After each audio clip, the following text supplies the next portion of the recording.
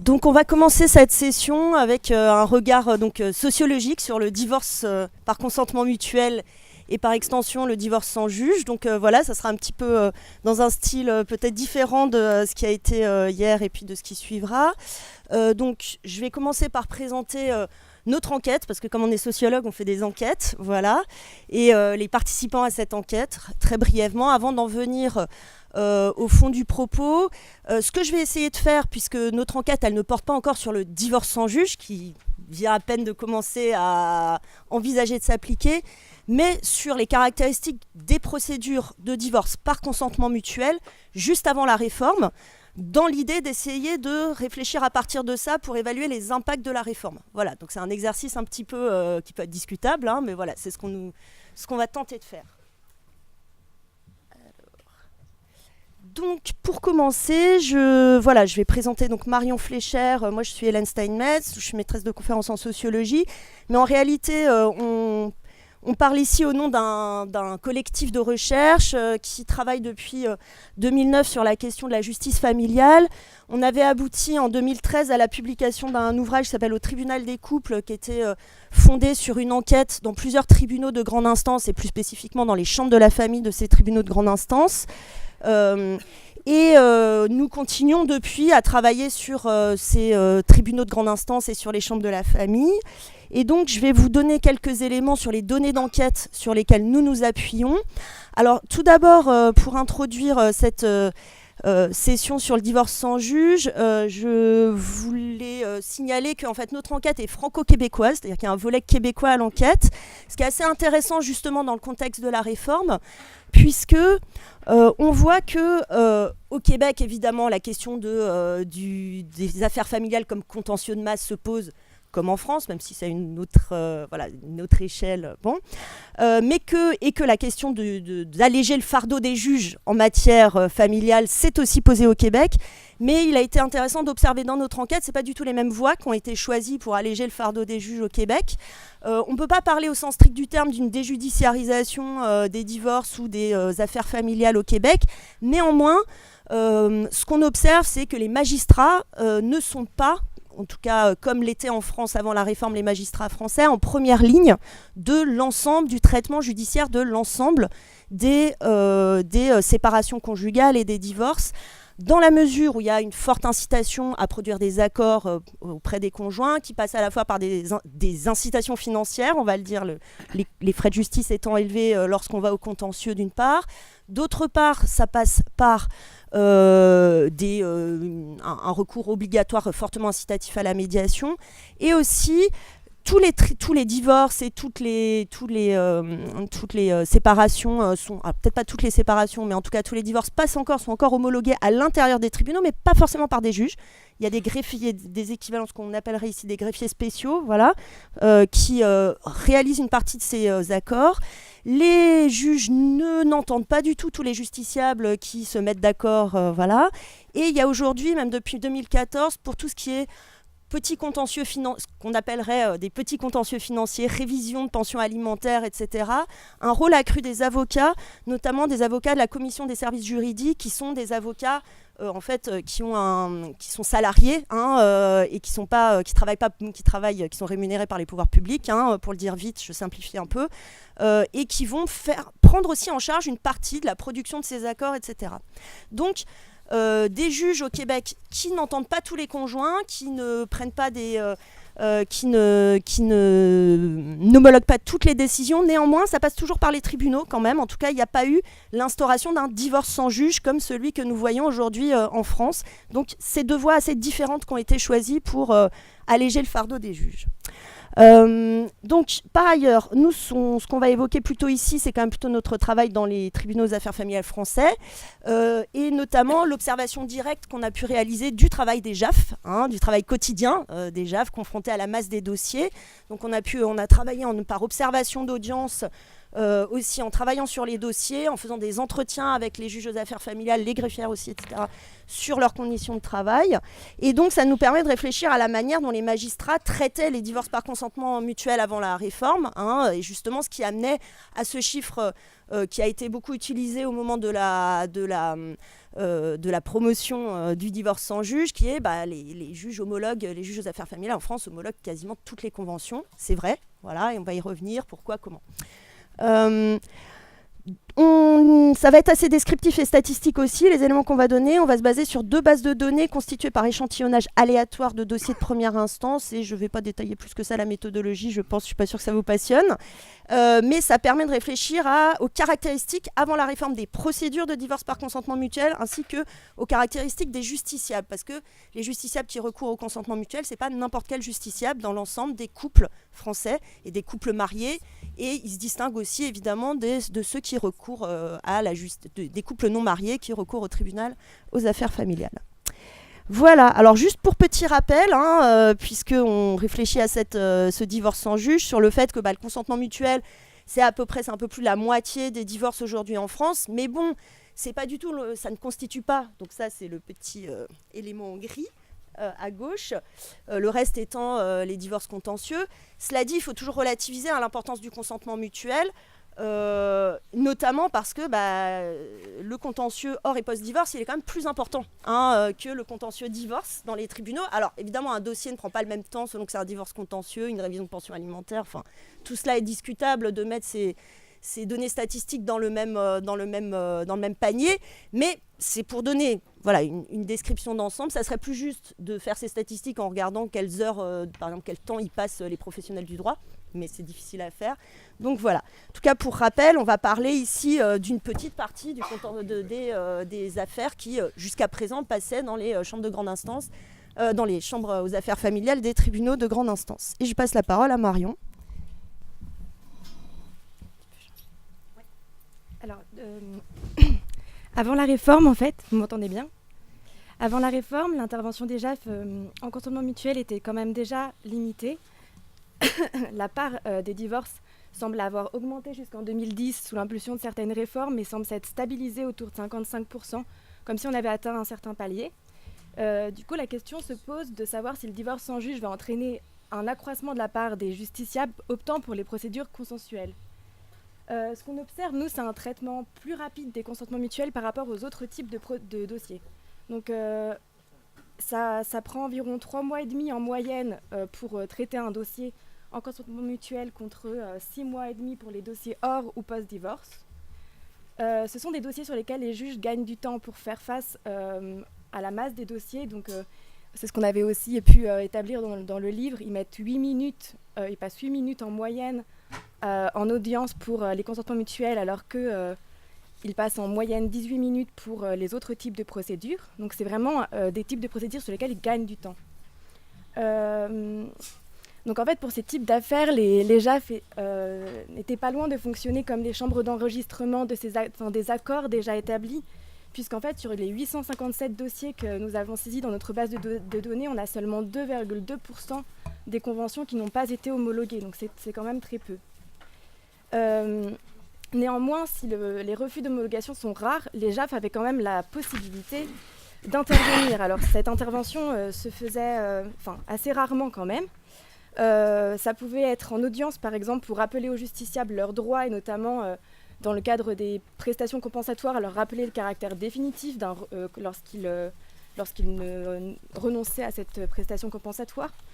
Ou ça pouvait être le cas aussi pour les pensions alimentaires. Notamment, on avait un cas, c'est un dossier où la femme a gagné 1 400 €, l'homme 2 000 €, et ils avaient un enfant de 12 ans qui vivait chez la mère.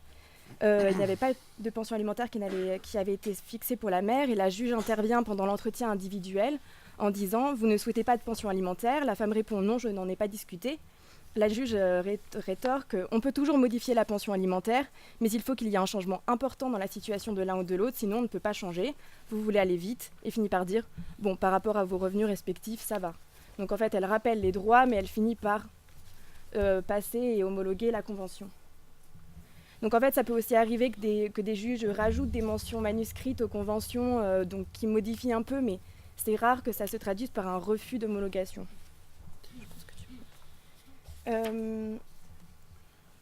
Et en fait, lorsque l'on regarde de plus près les dossiers, les conventions qui n'ont pas été homologuées, cette part de non-homologation se réduit encore plus parce qu'en fait, c'est très rare que ce refus d'homologation soit fondé sur le fond de l'affaire. La majorité des refus d'homologation concernent des désistements des parties ou alors est lié à l'absence des parties à l'audience. Donc on a un cas un peu marrant où c'est parce que la femme était secrétaire de son avocat. Et en fait, on a seulement 6 dossiers pour lesquels le refus d'homologation concernait le fond de l'affaire, sur 857. Donc dans 4 cas, c'était par rapport à un arrangement patrimonial qui n'a pas été validé. Et dans 2 cas seulement, ça concerne les enfants. Donc en fait, ce n'est pas la question forcément de l'intérêt de l'enfant qui semble majoritairement amener les juges à refuser d'homologuer les conventions comme on aurait pu l'imaginer. Et en fait, donc, notre collectif de recherche a déjà pu intervenir dans les débats sur le divorce sans juge en soulignant le fait que ça pouvait contribuer à accroître la présence d'accords économiques inéquitables au sein entre hommes et femmes. Et au regard de ce qu'on vient de dire, il paraît assez intéressant de se poser la question si les juges étaient véritablement en mesure d'éviter ce type d'accord inéquitable entre hommes et femmes avant la réforme. Et en fait, il faut apporter une réponse nuancée à cette question. Dans les cas d'inégalité extrême entre les conjoints, il pouvait y avoir un refus d'homologation. Notamment, on a un dossier où où la Convention établissait une prestation compensatoire pour réduire le montant de la soulte que l'homme devait à la femme. Mais la Convention n'a pas été homologuée parce qu'en fait, la femme gagnait 3 fois moins que l'homme.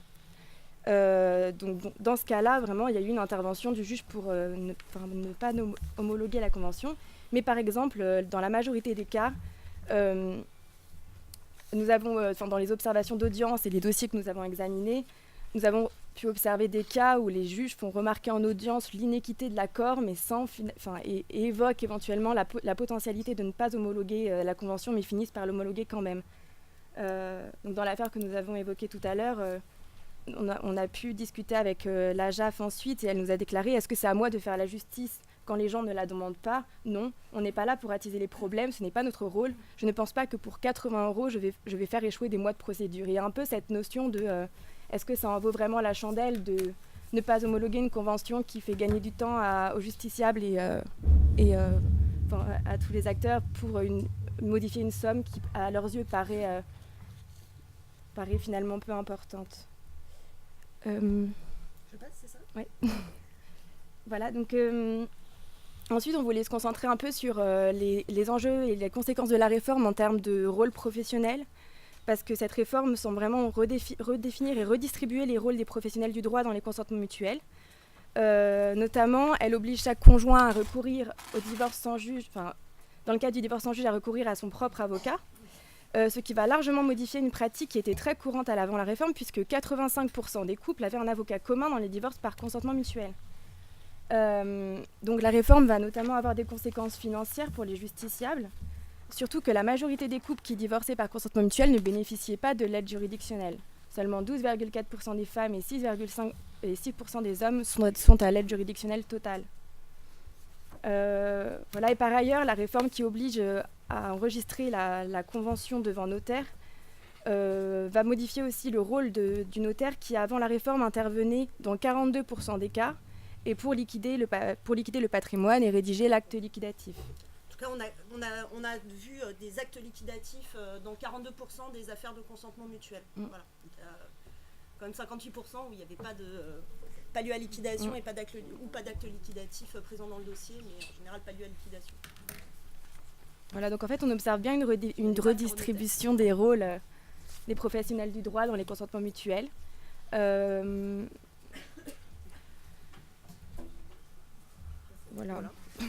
Alors c'est vrai que la question qu'on peut se poser, je pense qu'on rediscutera pendant les débats de la redistribution des rôles professionnels, du rôle nouveau de l'avocat. C'est vrai que nous on voulait plutôt mettre l'accent sur la question du coût, voilà, en rapprochant ces 2 chiffres, le fait que finalement dans la clientèle de l'aide juridictionnelle, on n'a pas massivement des couples qui bénéficient de l'AJ.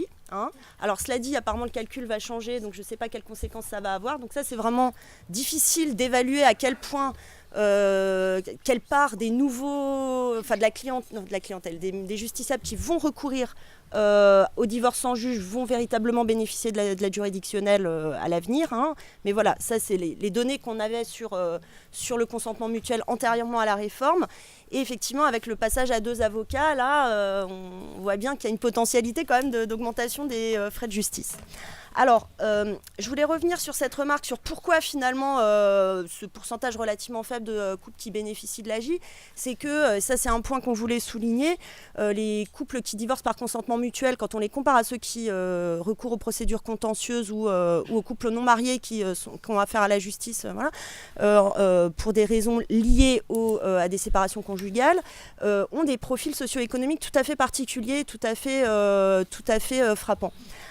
Donc là aussi, je le souligne parce que quelque part ça va transformer la population qui fréquente les tribunaux aux affaires familiales en faisant sortir des tribunaux une partie des justiciables et ça va un peu changer en fait la nature les types de profils auxquels les JAF auront affaire. Alors, donc le consentement mutuel, c'est vraiment la forme typique de divorce des couples salariés biactifs de classe moyenne et supérieure. Alors la phrase est un peu longue.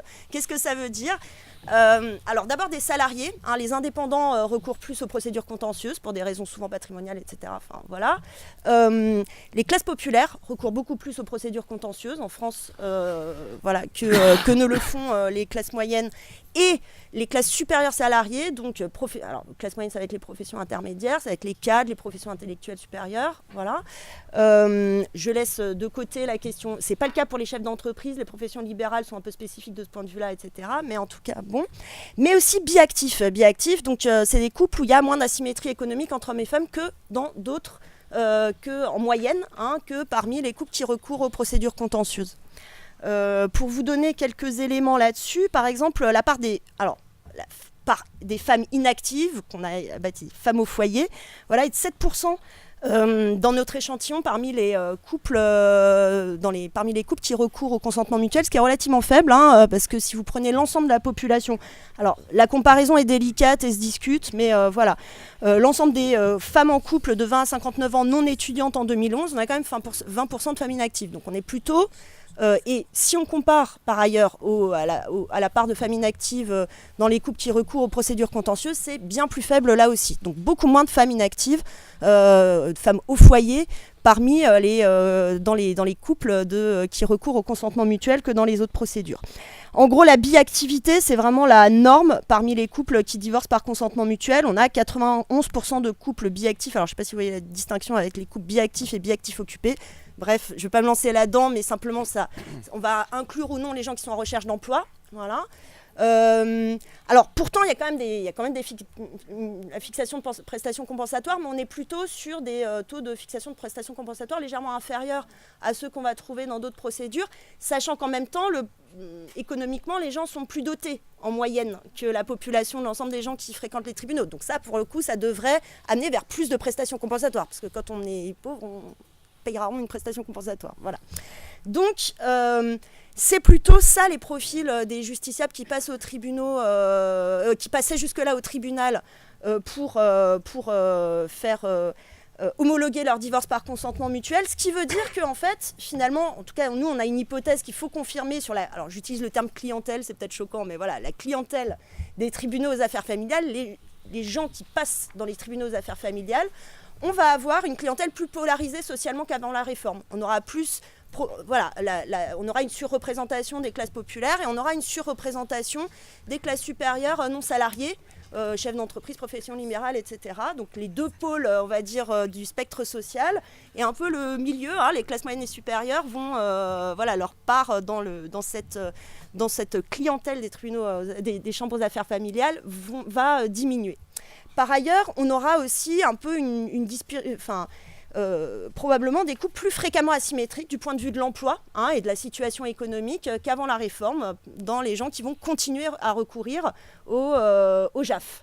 Voilà. Et les couples les plus symétriques, où les hommes et les femmes sont le plus proches du point de vue de la situation socio-économique, vont plutôt ne plus tendre à cesser de fréquenter les tribunaux de grande instance pour régler leur séparation conjugale.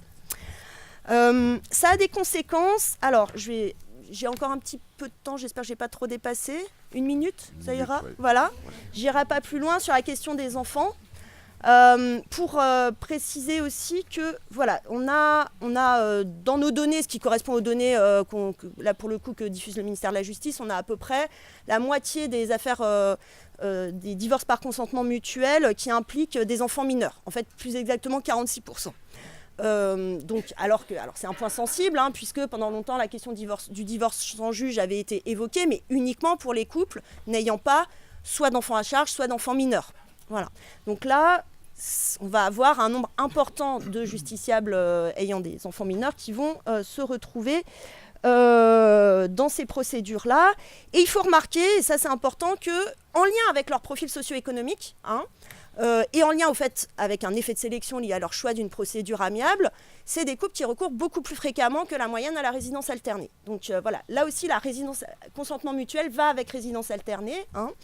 Donc on a près de 30% des résidences qui sont fixées en alternance dans le cas des divorces par consentement mutuel, alors qu'on est plutôt sur du hors-divorce vers 13% et sur du contentieux dans ces eaux-là. Donc voilà, c'est vraiment très différent. Voyons que la part des résidences attribuées au père est très faible aussi. Et ça, c'est pas pour rien, c'est parce qu'en fait, la résidence attribuée au père, on est plutôt dans les cas, c'est beaucoup plus fréquent dans les cas où les mères sont en difficulté socio-économique. En gros, c'est souvent la défaillance de la mère qui aboutit, enfin, la perception d'une mère défaillante qui aboutit à la fixation de la résidence chez le père. Pas toujours, mais voilà, sauf dans les cas, d'autres cas. Mais bon, on est vraiment sur un modèle de résidence en alternance. Mais remarquons que c'est aussi la forme la plus instable de résidence des enfants, et donc qu'une part plus importante de ces couples sont susceptibles de revenir dans les tribunaux après, en post-divorce, pour faire avaliser un changement de résidence, puisque là, il y a une étude du ministère de la Justice là-dessus. Dans les 2 ans qui suivent la fixation d'une résidence, on a 15% des résidences alternées qui sont remises en cause. Voilà, dans les 2 ans. Je ne parle pas à 10 ans ou à 15 ans, là, c'est vraiment dans les 2 années qui suivent. Voilà. Et alors, dernier point que je remarquerai, et qui là semble avoir été avalisé par les juges aux affaires familiales, dans ces affaires de consentement mutuel, résidence alternée aussi synonyme d'absence de pension alimentaire dans 80% des cas. Voilà, quels que soient les écarts, même si c'est des couples, on l'a dit, plus symétriques, c'est aussi une question qu'on peut se poser. Qu'est-ce qui s'est passé pour que la pension alimentaire disparaisse quasiment dans les situations d'alternance, même lorsqu'il y a des écarts de revenus entre les conjoints. Et en tout cas, dans le consentement mutuel qui va maintenant être déjudiciarisé, c'était déjà devenu la norme avant la réforme. Qu'est-ce que ça va devenir après ? Voilà. Donc je m'arrêterai là pour ne pas manger le temps de parole trop de mes camarades. Merci. Merci.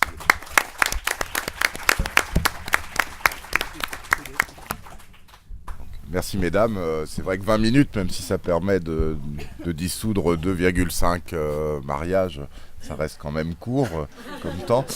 Et donc sans transition, je vais tout de suite passer la parole à un économiste, monsieur Nicolas Frémaux, qui est maître de conférence à Paris, Panthéon-Assas à Paris 2, qui va nous présenter lui aussi en 20 minutes le point de vue de l'économiste. Merci. Bonjour à tous, je suis très heureux d'être ici pour participer à ce colloque donc, sur la modernisation et la simplification donc, du droit de la famille. Donc, c'est une question qui est évidemment très importante d'un point de vue juridique, qui a plein de conséquences donc, sur le rôle notamment des différents acteurs, donc le rôle du judiciable et des notaires, des avocats et donc du juge évidemment, mais ça a aussi des conséquences économiques assez importantes, donc je vais essayer de vous convaincre de ça en 20 minutes. Donc je vais m'intéresser seulement en fait, aux dimensions patrimoniales ici, sachant qu'il y a aussi d'autres dimensions, la garde de l'enfant dont on vient de parler, qui a aussi évidemment beaucoup de conséquences sur au moins le niveau de vie des individus. Mais donc je vais essayer de me restreindre à ça, notamment parce que j'ai surtout fait des recherches là-dessus, donc je me restreins à ce que je connais le mieux, ce qui est un peu plus simple quand même.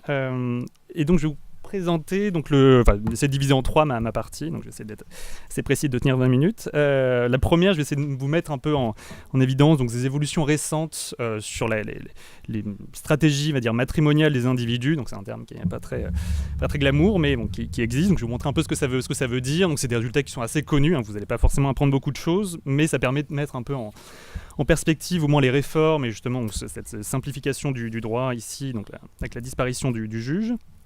Et ensuite, j'essaierai de faire un petit exercice théorique justement qui consiste à essayer de comprendre pourquoi est-ce que économiquement, donc je ne vais pas parler d'aspect juridique ici, mais pourquoi est-ce que économiquement on peut justifier l'intervention publique, donc à travers le rôle du juge, ou ça peut prendre aussi d'autres formes, on a vu donc les sortes de super greffiers dont on a parlé tout à l'heure, qui peuvent prendre aussi donc cette forme-là dans d'autres pays. Et donc je vais essayer en dernier point, donc ce qui est vraiment le cœur du débat ici, d'essayer d'évaluer les coûts de la réforme. Donc ici, évaluation, c'est vraiment un grand mot, vu qu'on n'a aucune donnée et absolument pas de recul sur la réforme. Donc bon, c'est pas vraiment ici, c'est plutôt essayer de comprendre un peu mieux les implications justement de cette réforme-là, et quelles conséquences on pourrait avoir. Donc ça va peut-être un peu recouper ce qui a été dit avant, mais bon, c'est pas très grave. Donc je ne sais pas trop ce que je projette derrière. Oui, donc première évolution, donc c'est absolument pas surprenant, c'est l'évolution du nombre de divorces donc depuis les années 50 jusqu'à aujourd'hui, donc tout divorce confondu. Donc là il y a consentement mutuel, contentieux, à peu près tout ce que vous voulez. Et ce qu'on voit évidemment, ce que vous connaissez, c'est donc l'évolution assez rapide de la hausse des divorces, donc surtout dans les années 70-80, avec ensuite une sorte de stabilisation autour de, donc si on prend les données récentes, autour de 120 000, 130 000 divorces par an, donc surtout du consentement mutuel, ce qui vient d'être dit. En fait, si on regarde ce ralentissement, il est un peu trompeur parce qu'il faut rapporter ça, et donc c'est le but de la petite courbe bleue, en principe, donc qui concerne le taux de divorce, donc c'est le nombre de divorces rapporté au nombre de mariages. Donc vu que le nombre de mariages diminue, le nombre de divorces a tendance à se stabiliser, mais en fait donc, c'est une hausse qui est un peu continue, donc, mais bon, c'est pas très grave. Donc ce qu'on voit, c'est vraiment un nombre de divorces relativement élevé. Ce qui est important aussi, c'est que la population des gens qui divorcent a changé sur la période. On voit par exemple aujourd'hui beaucoup plus de divorces parmi les 50 ans et plus qu'avant, donc ça concerne aujourd'hui de 15 à 20% des divorces. Donc ce qui est toujours minoritaire, mais c'est des gens qui ont évidemment plus de patrimoine, qui ont vécu plus longtemps ensemble, donc ça pose à nouveau d'autres questions, donc qui peuvent notamment concerner la question de la prestation compensatoire et avoir d'autres conséquences derrière. Donc c'est pas que des couples qui sont mariés dans l'année ou qui sont très récemment mariés, donc il y a des couples qui ont vécu beaucoup plus longtemps ensemble. Donc premier résultat assez connu. Le deuxième point, c'est plutôt sur la partie avant, parce qu'évidemment pour divorcer, faut déjà se marier avant, logique. Sauf que ce qu'on voit évidemment, de façon pas très surprenante non plus, c'est qu'il y a une diminution de la part des couples mariés et à l'inverse, donc une augmentation de la part des couples non mariés dans la population. Donc là, c'est en gros, donc à chaque recensement, on peut faire une photographie de la France en regardant parmi les couples ceux qui sont mariés, non mariés et donc pacsés aussi pour la période récente. Et ce qu'on voit à nouveau, c'est donc sur à peu près la même temporalité, depuis les années 70-80, on voit une hausse des couples non mariés. Et aujourd'hui, sur les données plus récentes, donc en 2011, les couples non mariés, c'est à peu près 25% du total des couples. Donc surtout des couples en cohabitation en union libre. Donc les couples pacsés, évidemment, représentent une petite partie, étant donné le caractère récent du Pacs. Donc voilà, c'est une évolution qui est assez importante. Et à nouveau, ça a changé aussi. Les couples en cohabitation ici peuvent être des couples qui ont déjà divorcé, donc qui ne se remarient pas, ou des couples qui vont prolonger une cohabitation plus longtemps qu'avant. Donc la cohabitation qui a été très faible pendant 150 ans, qui a toujours été très faible. Donc là, c'est vraiment envolé depuis les années 70. Donc c'est à nouveau, pas très nouveau comme évolution. Et dernier point sur la question, donc qui est peut-être plus nouveau, sur la question donc au sein des couples mariés, ce qu'on voit aussi, c'est des changements. Et on voit notamment la hausse des parts de mariage avec contrat de mariage. Donc à nouveau, depuis aussi les années 70, donc tout va à peu près dans le même ordre. Je pourrais expliquer pourquoi après si j'ai un peu le temps. Ce qu'on voit, c'est qu'aujourd'hui, donc là c'est par flux en fait, donc c'est un peu différent du graphique d'avant. C'est tous les ans on regarde pour combien de mariages il y a un contrat de mariage. Et ce qu'on voit sur les années les plus récentes, c'est qu'il y a à peu près un peu moins de 20% des mariés qui tous les ans choisissent de faire un contrat de mariage, donc de passer par un notaire, et dans la très grande majorité des cas, de choisir la séparation de biens. Donc il y a très peu d'autres régimes, donc la communauté universelle concerne assez peu d'individus. Donc là, ce qui est important ici, c'est que c'est des données qui ne sont pas forcément de très bonne qualité. Donc on utilise celle-là parce qu'on n'a que celle-là. Ce qu'on peut voir avec les quelques chiffres qu'on peut obtenir du Conseil supérieur du notariat, qui sont très rares, c'est que cette part a plutôt tendance à être sous-estimée. Donc on serait plutôt autour de 20-25% plutôt qu'autour de 18%. Mais en tout cas, la hausse se retrouvait à peu près dans tous les cas. Et donc ces deux résultats, donc là, à la fois la hausse de la cohabitation et la hausse de la séparation de biens donc chez les couples fait qu'on va en fait aller vers davantage d'individualisation du patrimoine. Donc ça, c'est un résultat qui est assez important, qui a pas mal de conséquences, donc je vais y revenir. Donc il y a de moins en moins de biens qui sont détenus en commun, il y a une augmentation à l'inverse des biens propres des conjoints. Et donc surtout, ce qu'on voit, c'est que ça se fait de façon inégalitaire. C'est pas n'importe qui va faire la séparation de biens, c'est plutôt des couples qui ont du patrimoine et du patrimoine potentiellement inégalement réparti entre les conjoints. Donc on utilise la séparation de biens comme une sorte d'assurance vis-à-vis du divorce. Et ce qu'on voit donc, dans des travaux donc, avec Marion Le Turc, avec qui je travaille sur ces sujets-là, c'est qu'on a une augmentation des inégalités au sein du couple qui se ressentent aussi au moment du divorce. Donc il y a vraiment un accroissement des inégalités entre les hommes divorcés et les femmes divorcées, qui viennent à la fois du rôle évidemment, du divorce lui-même, mais aussi de ce qui est fait avant par le couple, donc ce qui est accumulé en propre par chacun des conjoints. Donc je pourrais en parler longtemps, donc je vais m'arrêter là. Donc le deuxième point, mais je vais y revenir après un peu sur les conséquences. Le deuxième point, c'est comment est-ce qu'on fait pour un économiste ici, pour essayer de comprendre le divorce et de justifier économiquement, donc de façon un peu théorique ici, le rôle du juge, l'intervention publique de façon générale, quelle que soit sa forme. Et pour ça, donc, ce qu'il faut comprendre, c'est les coûts du divorce, en fait. Donc il y a plusieurs types de coûts, et ces coûts peuvent justifier ou non une intervention donc, de la part de l'entité publique, donc du juge ou d'autres types d'interventions. Donc il y a deux types de coûts du divorce, donc c'est très simple. Vous avez d'un côté les coûts privés, donc ils vont porter sur le judiciable, sur la personne qui divorce, les conjoints qui divorcent eux-mêmes. Et là, vous pouvez encore distinguer différents types de coûts. Donc les coûts directs, donc le coût de la procédure lui-même, donc les coûts le plus basiques possible. Et aussi les coûts liés au fait de divorcer. Donc quand vous divorcez, vous séparez, vous ne restez pas dans le même logement, donc chacun va devoir retrouver un logement, va changer sa situation professionnelle potentiellement. Donc ce qu'on voit, c'est qu'il y a une perte de niveau de vie au moment du divorce, qui est surtout à nouveau assez inégale, donc c'est pas très surprenant, mais c'est plus élevé chez les femmes que chez les hommes. Malgré les pensions alimentaires, les transferts qu'on peut avoir après, on a une perte qui est plus élevée pour les femmes que pour les hommes, qui est pas propre à la France, qui est appliqué, qu'on peut retrouver dans d'autres pays. Et vous avez aussi les coûts indirects, donc qui sont peut-être encore plus importants, et je vais y revenir après. C'est tous les investissements qui sont faits pendant le mariage, c'est-à-dire qu'on observe une spécialisation économique pendant le mariage, c'est-à-dire qu'il y a souvent l'un des deux conjoints, donc c'est de moins en moins le cas, mais ça reste quand même vrai, l'un des deux conjoints donc, qui va rester sur le marché du travail, donc le mari généralement, et l'autre qui va plutôt arrêter sa carrière, au moins interrompre sa carrière pendant un petit moment, pour élever les enfants ou pour prendre soin du ménage en général.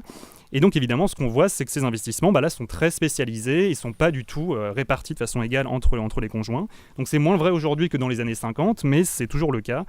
Donc on observe toujours des couples justement pas biactifs mais pas monoactifs, donc je ne sais pas si c'est vraiment le terme, mais c'est surtout la femme dans ce cas-là qui ne va pas participer.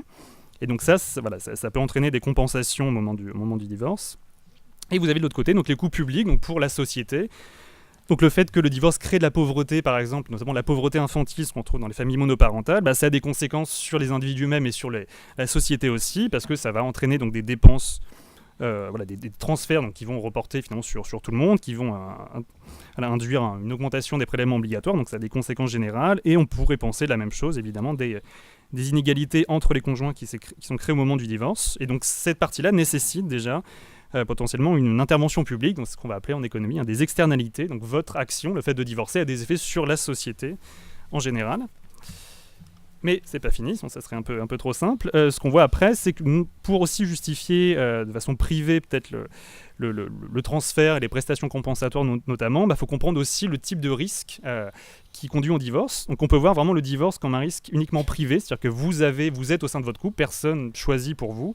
Donc si vous divorcez, c'est de votre faute. Ok, c'est un peu cru dit comme ça, mais c'est en partie le cas. Vous avez vous pouvez intervenir, vous pouvez empêcher votre divorce, vous pouvez gérer votre couple comme vous voulez. En tout cas, l'État est signé pour rien.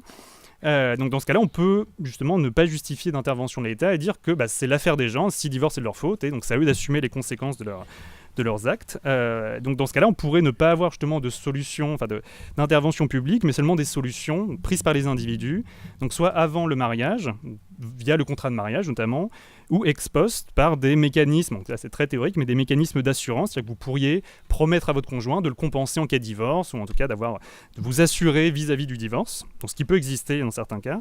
La limite de ça, évidemment, c'est que c'est très incertain, donc déjà tout le monde n'y a pas forcément accès, et c'est surtout très incertain, donc vous avez juste une parole à respecter. Si vous voulez plus justement compenser votre conjoint, ça s'arrête là, et donc il n'y a personne qui va intervenir ici. Et donc l'intérêt ici, l'intervention publique, elle est justifiée ici, donc à nouveau pour deux raisons. Pour le deuxième cas, le cas des externalités, donc la pauvreté qui est générée par le divorce, mais surtout pour le cas privé aussi, parce que au moment du divorce, il n'y a pas de prestation spontanée de compensation spontanée entre les conjoints. C'est-à-dire quand vous divorcez, ça peut être évidemment conflictuel, vous n'allez pas, sauf à être vraiment très altruiste, ce qui peut évidemment arriver, vous n'allez pas compenser spontanément votre conjoint ou pas au niveau qu'il mérite. Et donc, c'est vraiment dans ce cas-là que que l'intervention publique est nécessaire pour bien justement contrôler l'issue des négociations, bien essayer de justifier une compensation si elle se justifie, en tout cas de contrôler ce qui va se passer au moment du partage du patrimoine surtout. On a vu que ça pouvait concerner d'autres questions. Donc théoriquement, l'intervention du juge elle se situe donc, sur ces deux aspects-là. Parce que donc, spontanément, il ne va pas forcément y avoir de transfert, en tout cas il ne va pas être au niveau de ce qui devrait être. Et donc économiquement, on peut justifier donc, l'intervention du juge de cette façon-là. Donc ce qui nous amène au dernier point, qui est à nouveau donc, l'évaluation ici. Donc mettez autant de guillemets que vous voulez, parce que ce n'est pas vraiment une évaluation. En tout cas, essayez de comprendre un peu les applications de la réforme. Donc on a plusieurs manières, donc là ça va rejoindre un petit peu ce qui a été dit avant de façon moins précise, donc c'est encore peut-être moins intéressant finalement, qui est, voilà, vu qu'on n'a pas de données, très peu de recul, là c'est vraiment, voilà, c'est un exercice assez compliqué. Donc on peut essayer de justifier, d'étudier de plusieurs façons ici les implications de la réforme. Donc ça peut passer par les coûts de procédure et les économies pour l'État. Donc là, ce qui a été dit avant, et de façon assez détaillée, c'est que justement, si on regarde pour le budget de la justice, on peut dire que c'est une bonne chose, c'est-à-dire que ça va désengorger les tribunaux. Mais finalement, on pourrait peut-être penser que si les gens ont assez peur de passer par le consentement mutuel maintenant, étant donné les incertitudes qu'il peut y avoir quant aux négociations entre les conjoints, peut-être qu'on va avoir un déversement vers le contentieux, ce qui peut paraître assez contre-intuitif, mais on pourrait se retrouver là-dedans, donc avoir finalement assez peu d'économies, avoir donc, une sorte de système à deux vitesses. Donc c'est assez incertain et on peut finalement trouver un peu ici différents scénarios. Donc il faudra vraiment des données, voir si les gens changent en comportement ou pas. Donc pour la justice, relativement incertain finalement, même si ça paraît évident à première vue, en fait ça l'est pas forcément. Pour les justiciables, on en a parlé avant et je pense qu'on en reparlera après, c'est pas forcément simple non plus. Le fait avant d'avoir un seul avocat pour les deux groupes, maintenant de séparer en deux, ça peut induire d'autres coûts aussi. Et le fait de passer par le notaire aussi. Donc ici, il y a aussi des questions qui vont se poser. Donc ça, évidemment, sans données, c'est assez compliqué de savoir ce qui peut se passer, parce que tout peut arriver en fait. Ce qui est peut-être plus intéressant, c'est de regarder qui peut perdre et qui peut gagner à la fois entre les couples et au sein des couples avec cette réforme. Donc là-dessus, on a peut-être plus de choses à dire, mais ça va reporter surtout sur les travaux qui ont été faits avant. Donc tout le crédit revient à mes collègues de droite. Je suis un peu perdu dans la slide. Donc on peut essayer de diviser en deux. Donc si on regarde entre les couples, ce qu'on sait, c'est que la prestation compensatoire, donc qui va être ce qui m'intéresse ici, mais à nouveau c'est une dimension, ça concerne que les couples mariés déjà. Donc tous les couples cohabitants qu'on a vus avant au PACSE ne sont pas concernés par ça.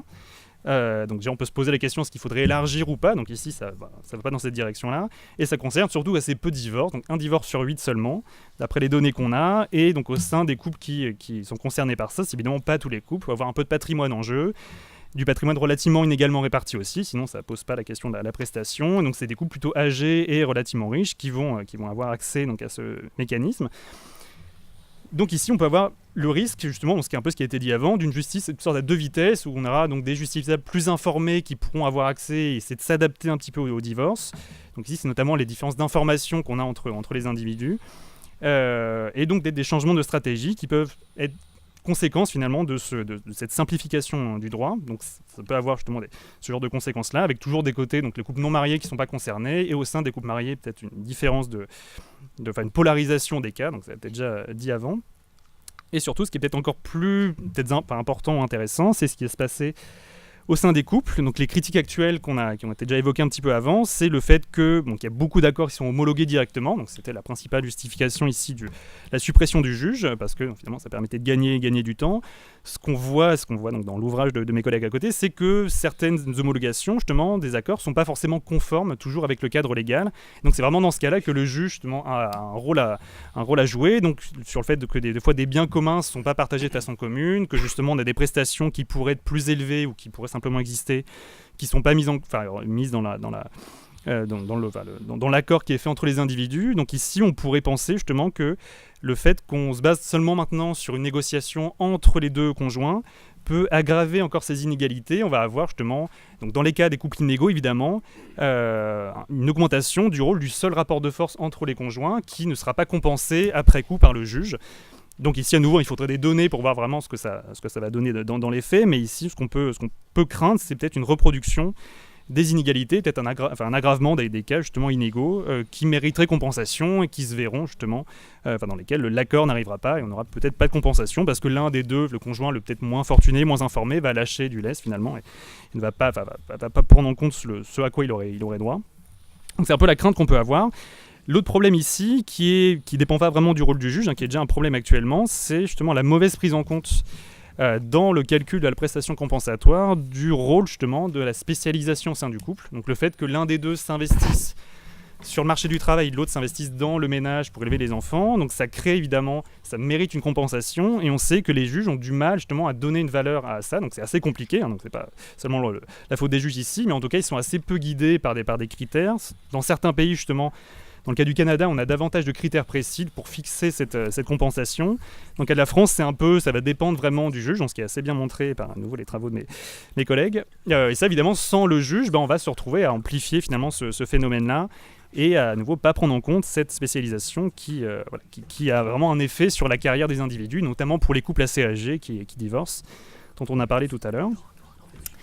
Donc je vais essayer de conclure, je pense que je suis à peu près dans les temps.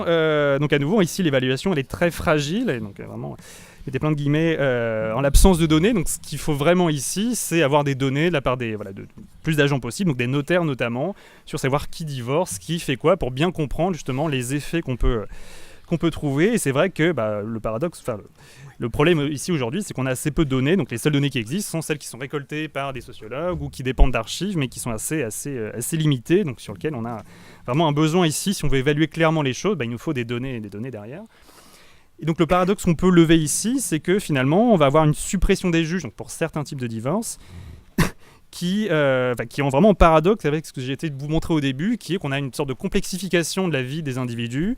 Donc il y a de plus en plus de couples qui ne se marient pas, d'autres qui se remarient et potentiellement en faisant des contrats de mariage, des couples qui sont inégaux, qui divorcent tard, etc. Donc on a plein d'évolutions. Et on peut penser que ces cas-là, justement, en cas de divorce, évidemment, donc s'ils ne divorcent pas, il n'y a pas trop de soucis, mais s'ils divorcent, ça va nous mener vers des cas peut-être plus complexes, donc on aurait peut-être davantage besoin d'un juge pour arbitrer justement des négociations pour ces couples-là. Et donc ici, on a, donc justement, si on reprend un peu nos arguments, on n'a pas vraiment, c'est assez peu probable que le caractère spontané de la compensation émerge tout à coup. On ne voit pas pourquoi, en absence de juge, les gens deviendraient super altruistes. Bizarrement, les investissements différenciés au sein du ménage, on sait que ça s'est stabilisé, donc ça s'est réduit par rapport aux années 70-80, aux années 50 et même 70-80, mais ça se stabilise un peu, donc on a toujours la femme qui s'investit davantage pour les enfants que le conjoint, donc on aura toujours cette inégalité-là finalement dans l'implication dans le couple. Donc ça, si c'est ça qui nécessite l'intervention, il y a peu de chances que ça change. Et ce que je viens de dire un petit peu, c'est qu'on a à l'inverse donc des arguments en faveur d'une intervention qui ont des chances d'augmenter parce qu'il y a des divorces de plus en plus tardifs, parce que simplement il y aura aussi, ça c'est une évolution plus macroéconomique, donc une hausse des patrimoines des ménages. Donc c'est-à-dire qu'au moment du divorce, il y aura un patrimoine en jeu qui sera beaucoup plus important dans les décennies et les années, même les décennies à venir, que ce qu'on pouvait avoir dans les années 70, 80. Et donc, si ce patrimoine finalement est surtout inégalement réparti, il y a à nouveau un effet encore plus important des prestations et donc du rôle du juge, donc de la liquidation du patrimoine qui va être assez problématique pour la plupart des couples. Et ici, ce qu'on peut voir dans la littérature en économique, c'est les arguments, des mécanismes ici compensatoires vont vers une demande davantage d'un élargissement des mécanismes. Et ici, dans le cas de la France, on va plutôt se situer de façon très indirecte avec cette suppression du juge vers une sorte de limitation de ces mécanismes-là qui vont seulement dépendre de la négociation et plus de quelqu'un qui va trancher au final et qui peut aller justement à l'encontre des accords entre les couples.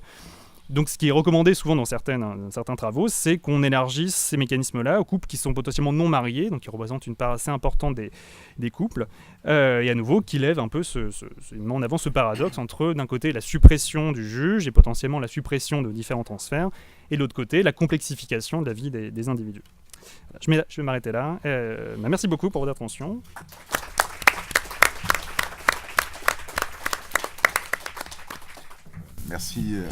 Merci vraiment pour toutes ces indications qui permettent un peu d'augurer l'avenir avec le nouveau divorce. Donc on a désormais une intervention après avoir vu des points de vue extérieurs au droit, le point de vue des juristes. Donc Cette intervention, elle réunit trois juristes que vous connaissez tous, soit parce qu'ils ont une renommée nationale, soit aussi parce que certains sont très connus à la faculté de droit de Grenoble. Donc je ne vais pas détailler votre curriculum vitae à chacun, on va aller au plus simple. Simplement, vous avez modifié l'ordre de passage, c'est-à-dire que l'avocate va parler en premier, ensuite le notaire associé, le notaire professeur associé, et puis en dernier l'universitaire. Voilà. Donc je vous transmets tout de suite la parole. Merci beaucoup. D'abord, je suis vraiment très très heureuse d'être ici et je voulais féliciter les organisateurs de cette manifestation parce que quand j'étais étudiante, je regrettais énormément l'absence de transversalité de l'université. Et cette réunion est formidable parce qu'elle est transversale et franchement, à vous avoir entendu, je me réjouis sincèrement de ce mélange parce que ça nous... Ah, le micro peut-être. Non, très bien. Je me réjouis sincèrement de ce mélange parce qu'il enrichit énormément notre réflexion et je dois dire que c'est nécessaire pour nous les avocats. J'ai voulu orienter mon intervention à la fois sur quelques problèmes techniques, mais en 20 minutes, on ne pouvait pas évoquer tous les problèmes techniques que pose ce nouveau divorce, mais également aussi sur des problématiques relatives à l'évolution de la profession d'avocat que ce nouveau divorce impulse, la profession d'avocat de famille.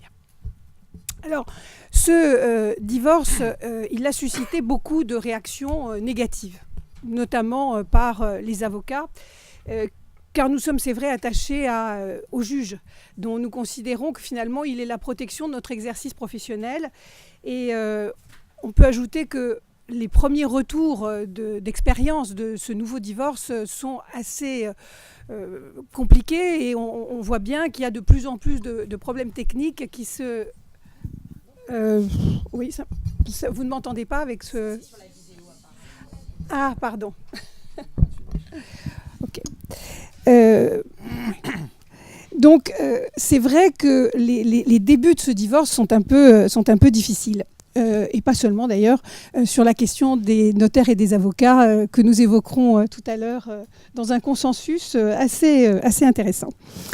Alors, je crois aussi que pour les justiciables, c'est une aventure et on peut aussi se poser vraiment la question du progrès que ça pourrait constituer. Simplification et réduction des délais, on va dire oui, pour les divorces très simples. Parce que là, franchement, il faut savoir que dans certaines juridictions, là on vous a parlé de 3 mois, mais dans certaines juridictions, c'est plus d'1 an pour un divorce par consentement mutuel. Donc on est vraiment dans une situation où sur un divorce très simple, il va y avoir une simplification, c'est vrai, et un raccourcissement des délais. Mais en revanche, dès qu'on va se retrouver avec une situation soit d'enfant, soit de patrimoine, soit les deux, là très sincèrement, aucune simplification, aucun raccourcissement de délai et donc aucun bénéfice. Et je dirais, d'ailleurs l'économiste nous l'a confirmé, que les divorces sont de plus en plus compliqués.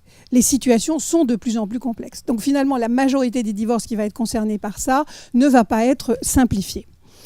Idem pour la problématique des coûts. Le nouveau divorce ne sera pas moins onéreux que le précédent.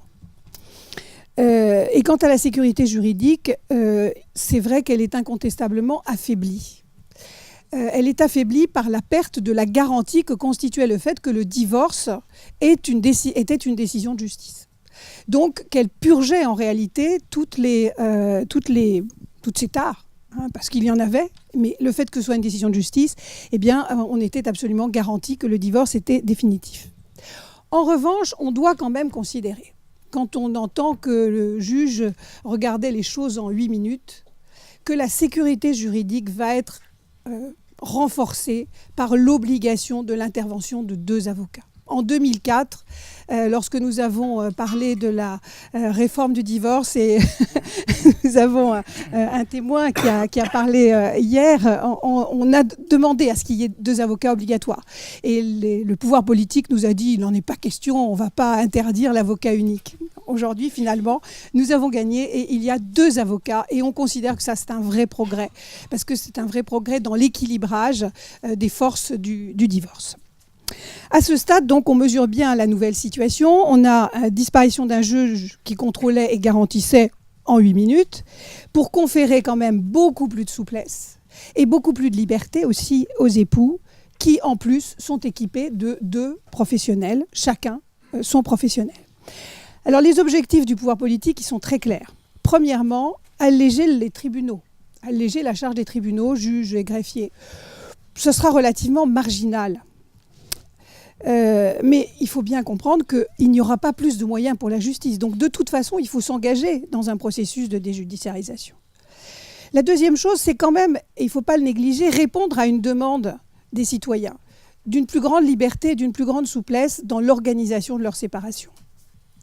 Et puis, je pense qu'il y a quelque chose derrière de beaucoup plus important. C'est d'impulser un développement du mode amiable de règlement des séparations. Je crois que c'est vraiment ça qui est le cœur de ce nouveau divorce. C'est une approche amiable. Pourquoi ? Parce que lorsqu'il y avait 10% de la population qui divorçait, ils pouvaient bien se disputer devant les tribunaux, ça n'avait aucune conséquence sur notre vie sociale, ou très peu, sur une marge. Aujourd'hui, quand vous avez 50% des couples qui divorcent, plus tous ceux qui se séparent, évidemment, on ne peut pas être dans des contentieux. Donc il faut impérativement que l'amiable l'emporte de plus en plus, continue à progresser et dépasse les 55% d'aujourd'hui de divorce de consentement mutuel pour les familles, pour les enfants, pour les couples, pour la collectivité. La perte de productivité dans les entreprises par les divorces, c'est absolument colossal. On n'en a pas parlé sur le plan économique, ou très peu, mais je pense que si on le calculait, ça serait considérable. Et donc c'est en vue de ce légitime objectif qu'on nous a confié la mission de nous occuper de ce nouveau divorce, à nous, avocats. Et je dis vraiment très sérieusement que de nous va dépendre la réussite et l'évolution de la famille, mais aussi l'avenir de notre barreau de famille. Parce qu'il faut être réaliste. Si, comme certains ont pu l'envisager, on déserte ce nouveau divorce sous prétexte qu'il est compliqué et qu'on va vers le divorce accepté, eh bien, les gouvernants, quels qu'ils soient, nous débarrasserons de ce nouveau divorce, mais se débarrasseront de nous aussi.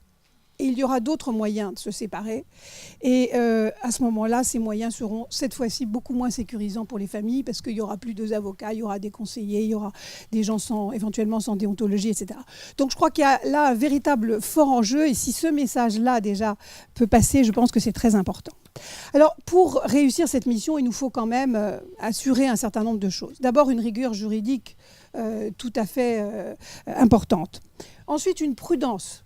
L'ordre public, nous sommes maintenant responsables de la garantie de l'ordre public. On ne peut plus dire il y a un juge.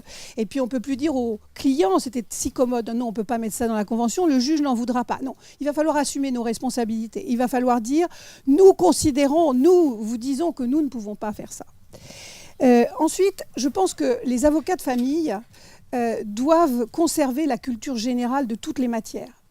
Parce que justement, ce divorce dont nous allons nous emparer, ce nouveau divorce, c'est vraiment un nouveau divorce, il faut que nous continuions à être les chefs d'orchestre, donc que nous ayons un peu le savoir général. Alors après, il faudra recourir à des spécialistes, accepter aussi le travail en équipe avec l'interprofessionnalité, etc. Tout ça, c'est très très important, mais pour cela, il faut avoir la culture générale.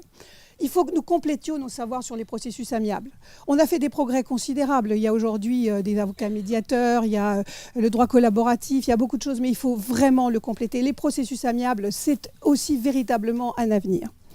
Et puis enfin, je pense qu'il faut cultiver la culture de l'accompagnement de nos clients. Ça aussi, c'est un nouveau métier. On ne peut pas se contenter du technique.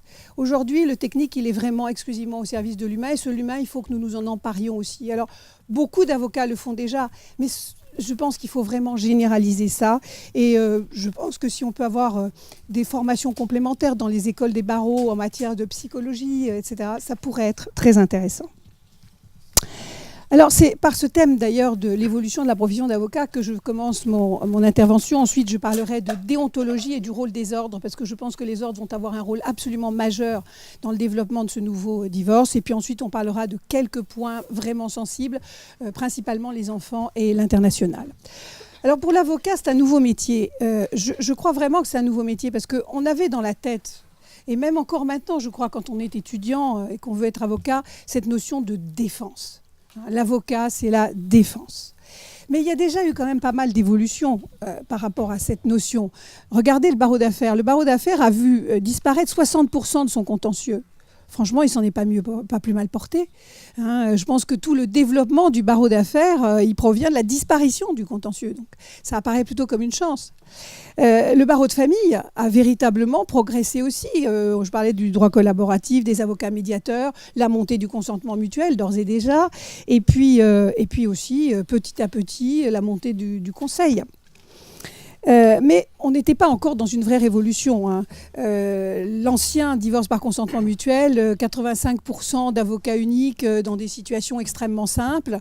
Et puis dans des situations compliquées, on voyait bien qu'on n'était pas dans la recherche d'une solution équilibrée. Chaque avocat se battait contre l'autre pour obtenir la meilleure négociation possible. Donc l'état d'esprit n'était pas un état d'esprit de parvenir à quelque chose qui doit convenir à tout le monde. C'était je défends encore mon client.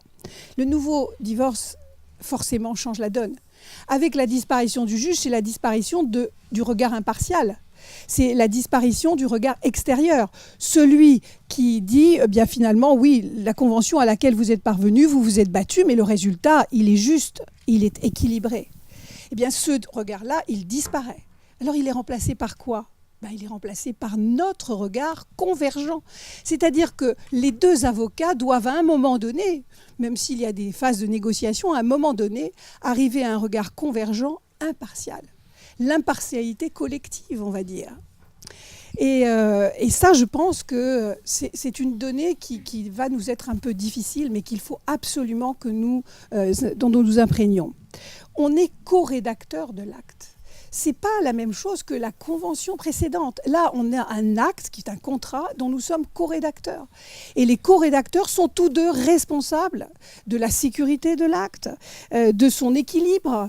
Et puis, bien sûr, comme autrefois, l'avocat va s'assurer, ça il le faisait déjà, du consentement libre et éclairé de son propre client. Mais il va devoir veiller, et franchement, je pense que si on regarde ce qu'on fait aujourd'hui, ce qu'on faisait autrefois dans nos divorces, il va devoir, pour sécuriser l'accord, veiller au respect du droit des contrats, la loyauté, l'obligation précontractuelle d'information, la bonne foi.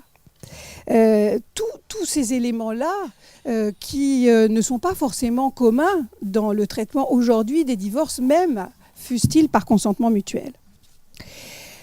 Alors, là, je pense que se profile effectivement une évolution possible du barreau de famille avec ses obligations, une évolution assez similaire à celle, encore une fois, j'en parlais tout à l'heure, qu'a évoqué le barreau d'affaires. Et en modifiant notre image, nous allons changer la nature de notre intervention. Et je pense que ce qu'il faudrait garder en tête, c'est que nous devons rééquilibrer nos différentes fonctions.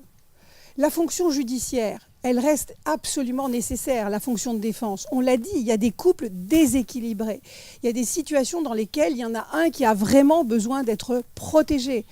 Et le divorce par consentement mutuel ne sera peut-être pas le bon diagnostic. Et là, à ce moment-là, il faudra que nous allions devant un juge. Et puis, il faudra, sinon, dans d'autres situations, développer le processus amiable, qui est une forme tout de même de procédure et dans lequel nous avons incontestablement un savoir. Et puis au-delà, bien sûr, la prévention et le conseil. Et alors là, vous voyez bien tout le champ d'activités qui s'ouvre aux avocats de la famille, parce qu'on l'a dit, les autres séparations, le PACS, le concubinage, eh bien, il va falloir aussi les gérer. Et peut-être que si les mariés se divorcent par deux avocats avec un contrat, eh bien, ça donnera des idées aux concubins, aux pacsés, etc. La seule vraie difficulté, c'est qu'on a promis aux justiciables la simplification, la baisse des coûts, etc. Et qu'il va falloir leur expliquer que c'est pas ça. Donc il va y avoir un vrai devoir de pédagogie, mais moi je suis assez confiante parce qu'il y a des sondages qui ont été faits et qui ont dit que la première chose que demandaient les époux, ce n'est pas le moindre coût. La première chose que demandent les époux, c'est la compétence et l'accompagnement. Donc je pense que si nous sommes sur ce terrain-là, nous allons l'emporter. Mais il va falloir que nos ordres s'en mêlent. Parce que je crois que dans ce nouveau divorce, la place de la déontologie de l'avocat est majeure. Et si la place de la déontologie est majeure, les ordres doivent s'en occuper et s'occuper de la faire respecter. Alors, quelles sont les obligations déontologiques finalement qui sont vraiment visées par ce divorce ? Bien la compétence. Franchement, c'en est fini du « Oh, je m'occupe d'affaires, mais je vais divorcer pour lui faire plaisir, le patron de l'entreprise dont je m'occupe ». Je pense que vraiment, il faut renforcer cette spécialité du droit de la famille. Aujourd'hui, on ne pourra plus faire travailler sur des dossiers de divorce si on n'a pas un minimum de compétences et donc de formation. Et là, nos ordres, moi, j'en ai pas encore vu qui sanctionnaient des confrères incompétents. Mais la compétence, c'est inscrit dans le règlement intérieur. C'est une de nos obligations déontologiques. Donc moi, j'en appelle à nos ordres pour que, de ce point de vue-là, il y ait quand même un regard assez sévère qui soit fait. On parle beaucoup des interventions en ligne et des divorces en ligne. Mais il y a des articles du règlement intérieur, notamment l'article 6.6, qui réglemente la prestation de services en ligne. Eh bien, là encore, nos ordres doivent s'emparer de ces choses-là. Et puis la notion de conflit d'intérêts. J'entends « Oh bon oui, ça va être très simple, maintenant dans mon cabinet, je vais donner à une collaboratrice, l'épouse bien sûr, hein. Et puis je vais garder le mari. » Bien, alors ça, je pense qu'il va falloir être absolument d'une fermeté absolue. Hein. On est dans une situation de conflit d'intérêts. Donc dans un conflit d'intérêts, ça ne peut pas être deux avocats du même cabinet. Ça ne peut pas être l'ami qui sera l'avocat de paille et qui ne fera rien et qui se contentera de signer. Chacun des deux avocats, je pense que c'est vraiment la clé. Nous perdrons ce divorce par consentement mutuel si nous n'assumons pas la responsabilité de l'accompagnement de notre client dans des proportions complètes. Et puis, plus généralement, ça sera la surveillance de ces fameux divorces low cost. Parce que moi, j'avoue que je suis un peu étonnée d'entendre les avocats se plaindre et avoir peur des divorces low cost et de cette concurrence. Mais c'est une concurrence interne, par définition. Puisque nous avons un monopole. Rendez-vous compte, on nous a conféré un monopole extrajudiciaire. Donc ça veut dire que s'il y a des divorces low cost, c'est qu'il y a des avocats low cost. Et donc là encore, j'en appelle à nos ordres. Ne laissez pas des avocats incompétents low cost gérer ce divorce, parce que là encore, c'est toute la profession qui va le perdre. Dans un autre ordre d'idées, je le dis juste pour mémoire, pour que vous ayez ça en tête, je pense que ce nouveau divorce posera des problèmes de secret professionnel et de confidentialité, notamment parce qu'il nécessitera qu'on ait des échanges avec d'autres professionnels. Donc il faudra être attentif à ça.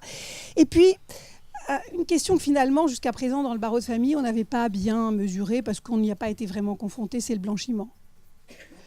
Parce qu'un divorce par deux avocats sans juge, quelle aubaine! Je veux organiser mon insolvabilité.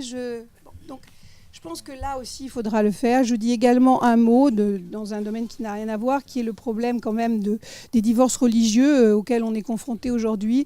Et donc, il faudra là aussi qu'un peu en tant que garant de l'ordre public, on fasse très attention à ce que des communautés ne constituent pas des groupes d'avocats, des groupes de notaires, pour finalement faire des divorces à leur manière.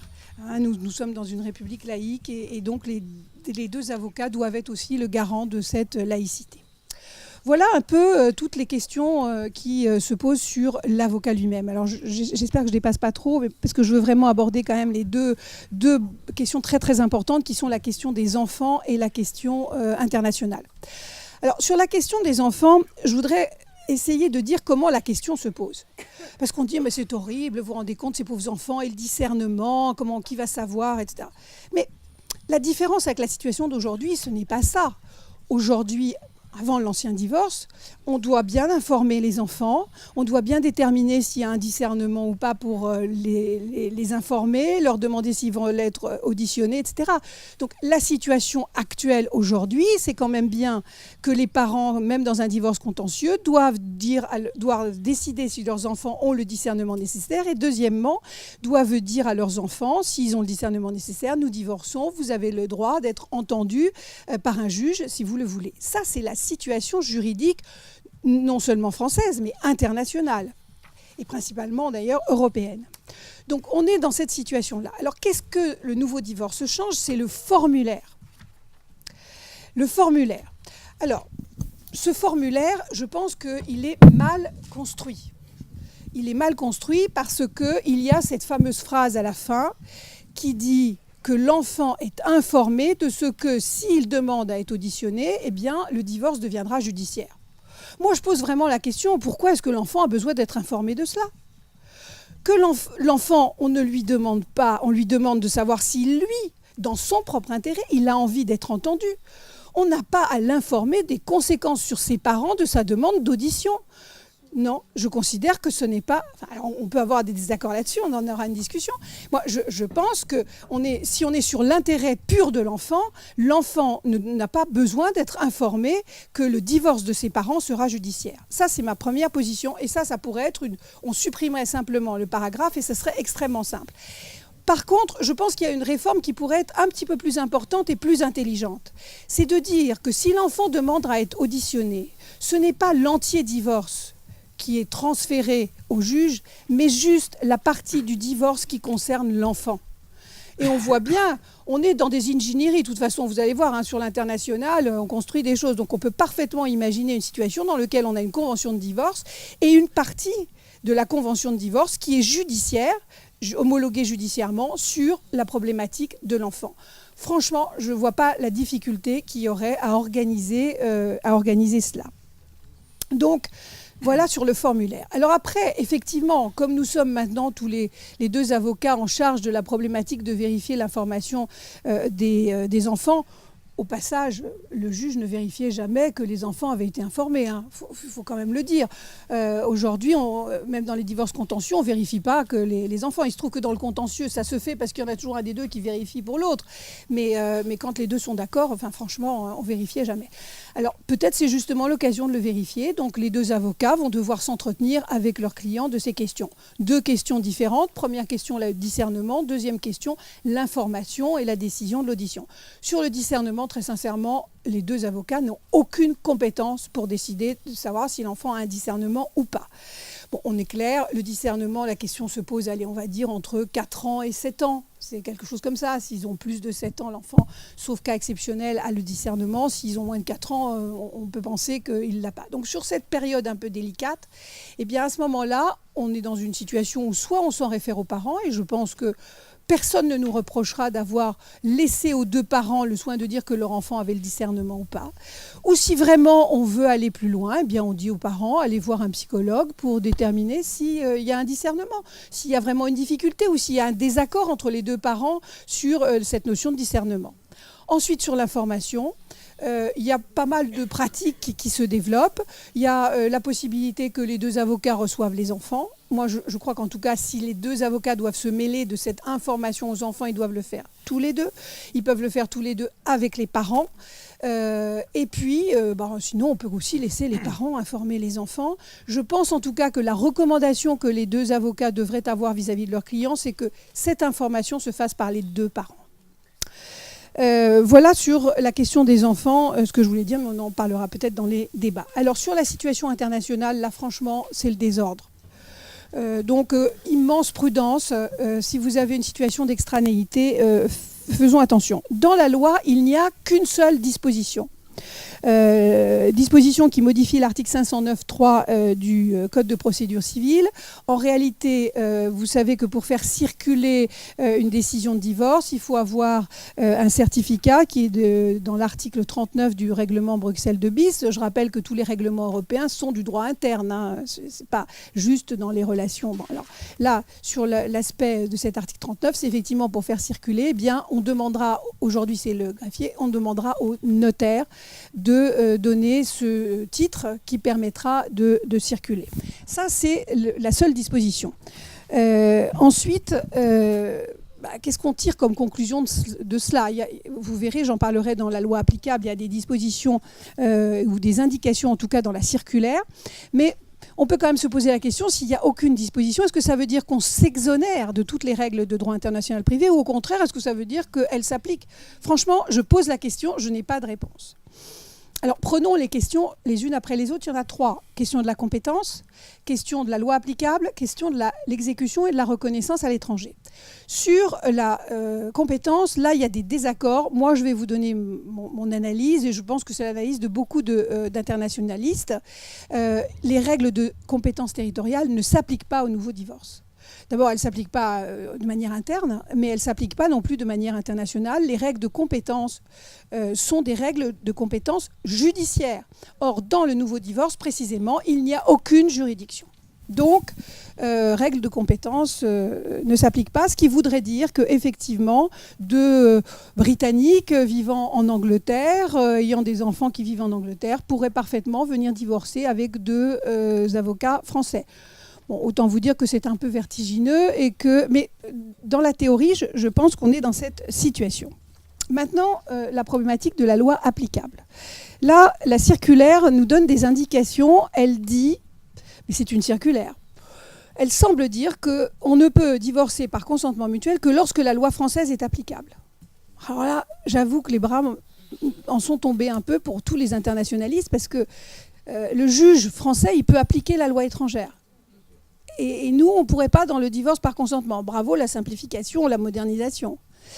Et donc la position, déjà, elle est contestable juridiquement. Elle est contestable en opportunité. On imagine un père qui vit en France, une mère qui vit à l'étranger, provisoirement, avec les deux enfants. La loi pour les enfants, c'est incontestablement la loi étrangère.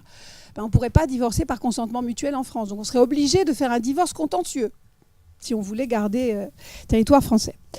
Alors, admettons quand même qu'on prenne pour argent comptant cette position. À ce moment-là, il y a plusieurs situations.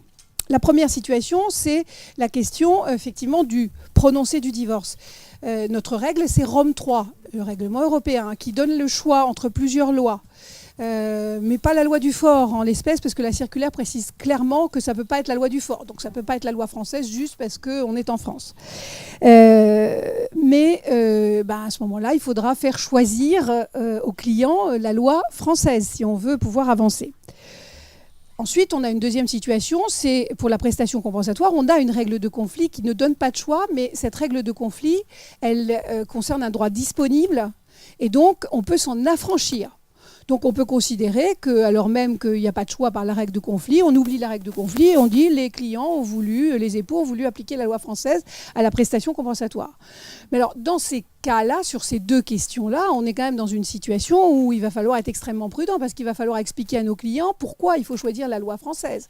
Et puis il faut que ce soit vraiment le choix qui soit valable pour les deux clients. Et puis si on a un avocat spécialisé d'un côté, l'autre pas du tout spécialisé de l'autre, est-ce que l'avocat spécialisé se doit d'éclairer le client de l'autre? Vous imaginez toutes les questions qui se posent à cet égard. Et puis enfin, on a la problématique de la règle de conflit dans les droits indisponibles, c'est-à-dire la responsabilité parentale et l'obligation alimentaire pour les enfants. Et donc là, la règle de conflit, elle doit s'appliquer. Et donc, effectivement, on sera dans une situation où on sera obligé d'écarter la possibilité d'un divorce par consentement mutuel. Donc, vous voyez que sur l'aspect international, il va falloir que notre législateur se repose des questions. Et en tout cas, la recommandation que nous vous faisons, c'est vraiment une très grande prudence. Surtout que la troisième question qui est la reconnaissance et l'exécution de notre acte à l'étranger, alors là pose des problématiques encore bien plus importantes, puisque l'article 46 de Bruxelles 2 bis qui permet la reconnaissance des accords privés va permettre la reconnaissance du prononcé du divorce et de la responsabilité parentale, mais qu'ensuite sur les obligations alimentaires, on ne reconnaît que l'acte authentique et les transactions judiciaires, à quoi ne peut pas être assimilé le nouveau divorce. Donc sur tout ce qui est obligation alimentaire, aucune reconnaissance automatique. Et puis ensuite sur l'exécution, de toute façon, on sera obligé de faire des exéquatures. Alors là, on nous suggère, je vais un petit peu plus vite parce que je sens que je suis un peu en retard, on aura des ingénieries. Il y aura des situations dans lesquelles il faudra faire des ingénieries. Je pense qu'il faudra faire des actes authentiques sur certaines parties de la convention. Il faudra peut-être faire homologuer des conventions parentales, puisque maintenant c'est simplifié sur le plan judiciaire. Donc on a vraiment beaucoup de travail sur le plan international, mais vraiment avançons à pas de velours. Les dernières questions, et ça fait la transition avec mon voisin notaire, c'est effectivement la problématique du délai de 15 jours, de l'acte liquidatif notarié, de la signature chez le notaire, chez l'avocat, etc. Alors là, moi, je vais être très claire. Je pense qu'il faut oublier cette concurrence entre nos deux professions qui est en train de nuire gravement au bon développement et aux services rendus aux justiciables. Quand il y a un acte liquidatif notarié, pour moi, la situation est très simple. Projet d'acte, projet de convention, on envoie, 15 jours plus tard, on se retrouve, enfin 15 jours et un jour plus tard, on se retrouve chez le notaire et on signe tout en même temps et on dépose. Deuxième hypothèse, il n'y a pas d'acte liquidatif notarié. Là, je laisse à nos gouvernances le plaisir de s'écharper pour savoir si on doit signer chez le notaire, chez l'avocat, en même temps, pas en même temps. Moi, franchement, ma recommandation, c'est en même temps que le dépôt. Ça évite ce fameux délai où il peut y avoir la rétractation. Enfin, vraiment, simplifions les choses. Là, on est dans la modernisation et dans la simplification. Je pense que c'est cela. Et puis, le dernier point, très très sensible, le caractère exécutoire. Alors là aussi, il y a des difficultés. Je vais laisser mon maître Hébert nous parler pourquoi les notaires ne veulent pas délivrer des copies exécutoires, etc. Bon, alors déjà, on signale quand même que l'article 111.3, 4 bis du Code de procédure civile d'exécution vous dit que l'acte sous seing privé déposé est exécutoire, donc il n'y a pas forcément besoin de copie exécutoire. Bon, la problématique, c'est la fameuse formule mande pour exécuter. Et cette question-là, alors franchement, aujourd'hui, il y a une grande revendication de la profession d'avocat de donner la formule exécutoire à l'acte d'avocat. Moi, j'attire l'attention sur le risque. Qui détient la formule exécutoire? Quelqu'un qui détient une parcelle de la puissance publique. Est-ce que nous, les avocats, profession totalement indépendante, qui revendiquons cette indépendance, qui, au nom de cette indépendance, se voit confier précisément le sort des époux qui veulent divorcer, nous voulons avoir une parcelle de la puissance publique pour ensuite, par définition, rendre compte. Je pense qu'il faut réfléchir de manière extrêmement prudente à cette revendication. Et moi, personnellement, vous l'avez compris, je pense que la formule exécutoire appartient au notaire, qu'il la garde. Je crois qu'en revanche, nous devons peut-être, si nous voulons vraiment réfléchir beaucoup plus loin à ce moment-là à une profession unique, type Allemagne, où il y aurait des notaires avocats. Et ça, c'est une autre aventure. Mais aujourd'hui, gardons la spécificité de nos deux professions, collaborons, et je pense que ce sera pour le plus grand bien de nos deux professions. Oui, j'avais une conclusion qui était en fait une conclusion extrêmement optimiste. Je veux juste dire, et je le dis depuis très longtemps, moins il y aura de juges, plus on aura besoin des avocats. Je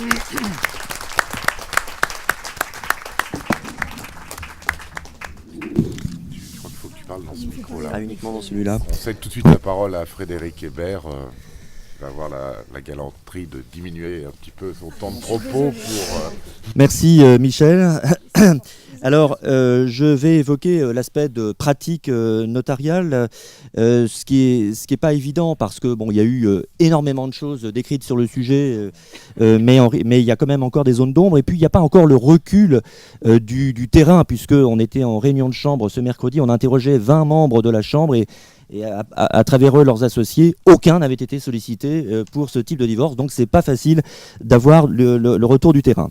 Je me suis inspiré néanmoins de la note pratique du CSN. Parfois, je m'en suis un peu éloigné. Alors, 4 points. Un premier point, la liquidation du régime matrimonial. Un deuxième point, le dépôt de la convention des époux. Puis, les formalités et des points divers. D'abord, la liquidation du régime matrimonial, bien entendu, quand il y a lieu à liquidation, comme le rappelle le Code civil, c'est le cas échéant, la forme authentique, lorsqu'il y a des biens soumis à publicité foncière, on aurait dû dire d'ailleurs des mutations soumises à publicité foncière. Là, c'est le travail habituel du notaire que l'on rencontrait déjà dans le consentement mutuel, judiciaire et nous partageons effectivement l'idée avec Maître Vesgout d'une collaboration qui était déjà préconisée sous l'ancien divorce, collaboration avec les avocats. Pourquoi ? Pour une raison toute simple, c'est que la convention globale, elle intègre la convention liquidative, ça fait partie d'un tout qui doit être cohérent. Alors, on retrouve l'expression état liquidatif de partage, même dans le Code de procédure civile. Et ça m'a rappelé une réflexion du professeur Murat il y a quelques années sur l'utilisation du mot liquidatif dans différents articles et du Code civil et du Code de procédure civile. On rappelle que la liquidation, c'est déterminer les droits de chacun, et puis partager, c'est attribuer les droits privatifs à chacun. Alors, nous partageons également avec Maître Vesgou l'idée que le notaire n'a pas à faire de son côté un état liquidatif qu'il envoie aux avocats, mais qu'au contraire, puisque on l'a dit, la convention globale intègre la convention liquidative, et au contraire, il faut qu'il confectionne lui aussi un projet qu'il enverra aux avocats, qui le joindront à leur projet de convention globale, et c'est ce projet total qui sera soumis aux époux. Alors, on disait rapidité, etc. Un notaire d'ailleurs soulevait que c'est une rapidité assez relative parce que il faut quand même, pour parvenir à un projet d'état liquidatif, et les notaires le savent bien, mettre tout le monde d'accord, enfin mettre deux parties d'accord. Et puis aussi, il y a des questions très pratiques à régler. Par exemple, s'il y a une soulte à financer au moyen d'un prêt bancaire, il faut encore trouver le temps d'aller trouver ce prêt. Ou encore, autre hypothèse, lorsqu'un bien est attribué à un époux et que l'autre veut être désolidarisé de toute obligation à l'égard d'une banque, il faut trouver le temps d'obtenir cette désolidarisation. La nécessité de liquider, le législateur rappelle, comme il le rappelait, comme c'était déjà dans le consentement mutuel judiciaire, que la liquidation doit être complète, inclure l'ensemble des biens des époux. Pour paraphraser un consultant du Cridon-Lyon, il existe des partages partiels, mais il n'existe pas de liquidation partielle. On liquide tout. Bien sûr, des partages peuvent être partiels. On peut laisser des biens dans l'indivision et se posera, comme se posait déjà le cas à l'époque, de la convention d'indivision. Faut-il en faire une? Si oui, en la forme authentique. Bon. Par ailleurs, l'état liquidatif, alors on va garder parfois notre vieux vocabulaire établi sous la condition suspensive du divorce ou du prononcé du divorce. Bon, il faudra changer nos termes. Il s'agit plutôt d'une convention dont les effets sont suspendus quant à leurs effets. On a signé, c'est un contrat, vous avez rappelé, Maître Vesgou, que c'était le droit des contrats qui s'appliquait désormais. Peut se poser, ça s'oppose la question du moment de la signature de l'état liquidatif. Alors là, évidemment, il sera plus facile de répondre à cette question lorsque le notaire liquidateur sera aussi le notaire qui fera le dépôt. Si le notaire liquidateur est celui qui fait également le dépôt, eh bien on pourra articuler le moment de la signature de l'état liquidatif avec la signature de la convention globale. C'est ce que l'on préconisait tout à l'heure. On fait tout en même temps le même jour. La liquidation prendra la forme à ce moment-là d'une copie authentique qui sera annexée bien sûr à la convention. Si il y a deux notaires distincts, eh bien le notaire liquidateur devra adresser une copie authentique à chacun des avocats afin que cet état soit annexé. D'autres précisions, le CPC nous dit que la convention doit préciser le nom du notaire ou de la personne chargée de recevoir l'acte, mais bon, évidemment, si on a anticipé en amont, le notaire qui a établi l'état liquidatif, on l'a dit, peut procéder au dépôt au rang de ses minutes. Alors ça, ce sont les travaux parlementaires qui le disent, ça a été confirmé par le garde des Sceaux. Pour une fois, ça nous va bien cette confirmation puisque ça aboutira à des solutions pratiques. Deuxième point, le dépôt de la convention.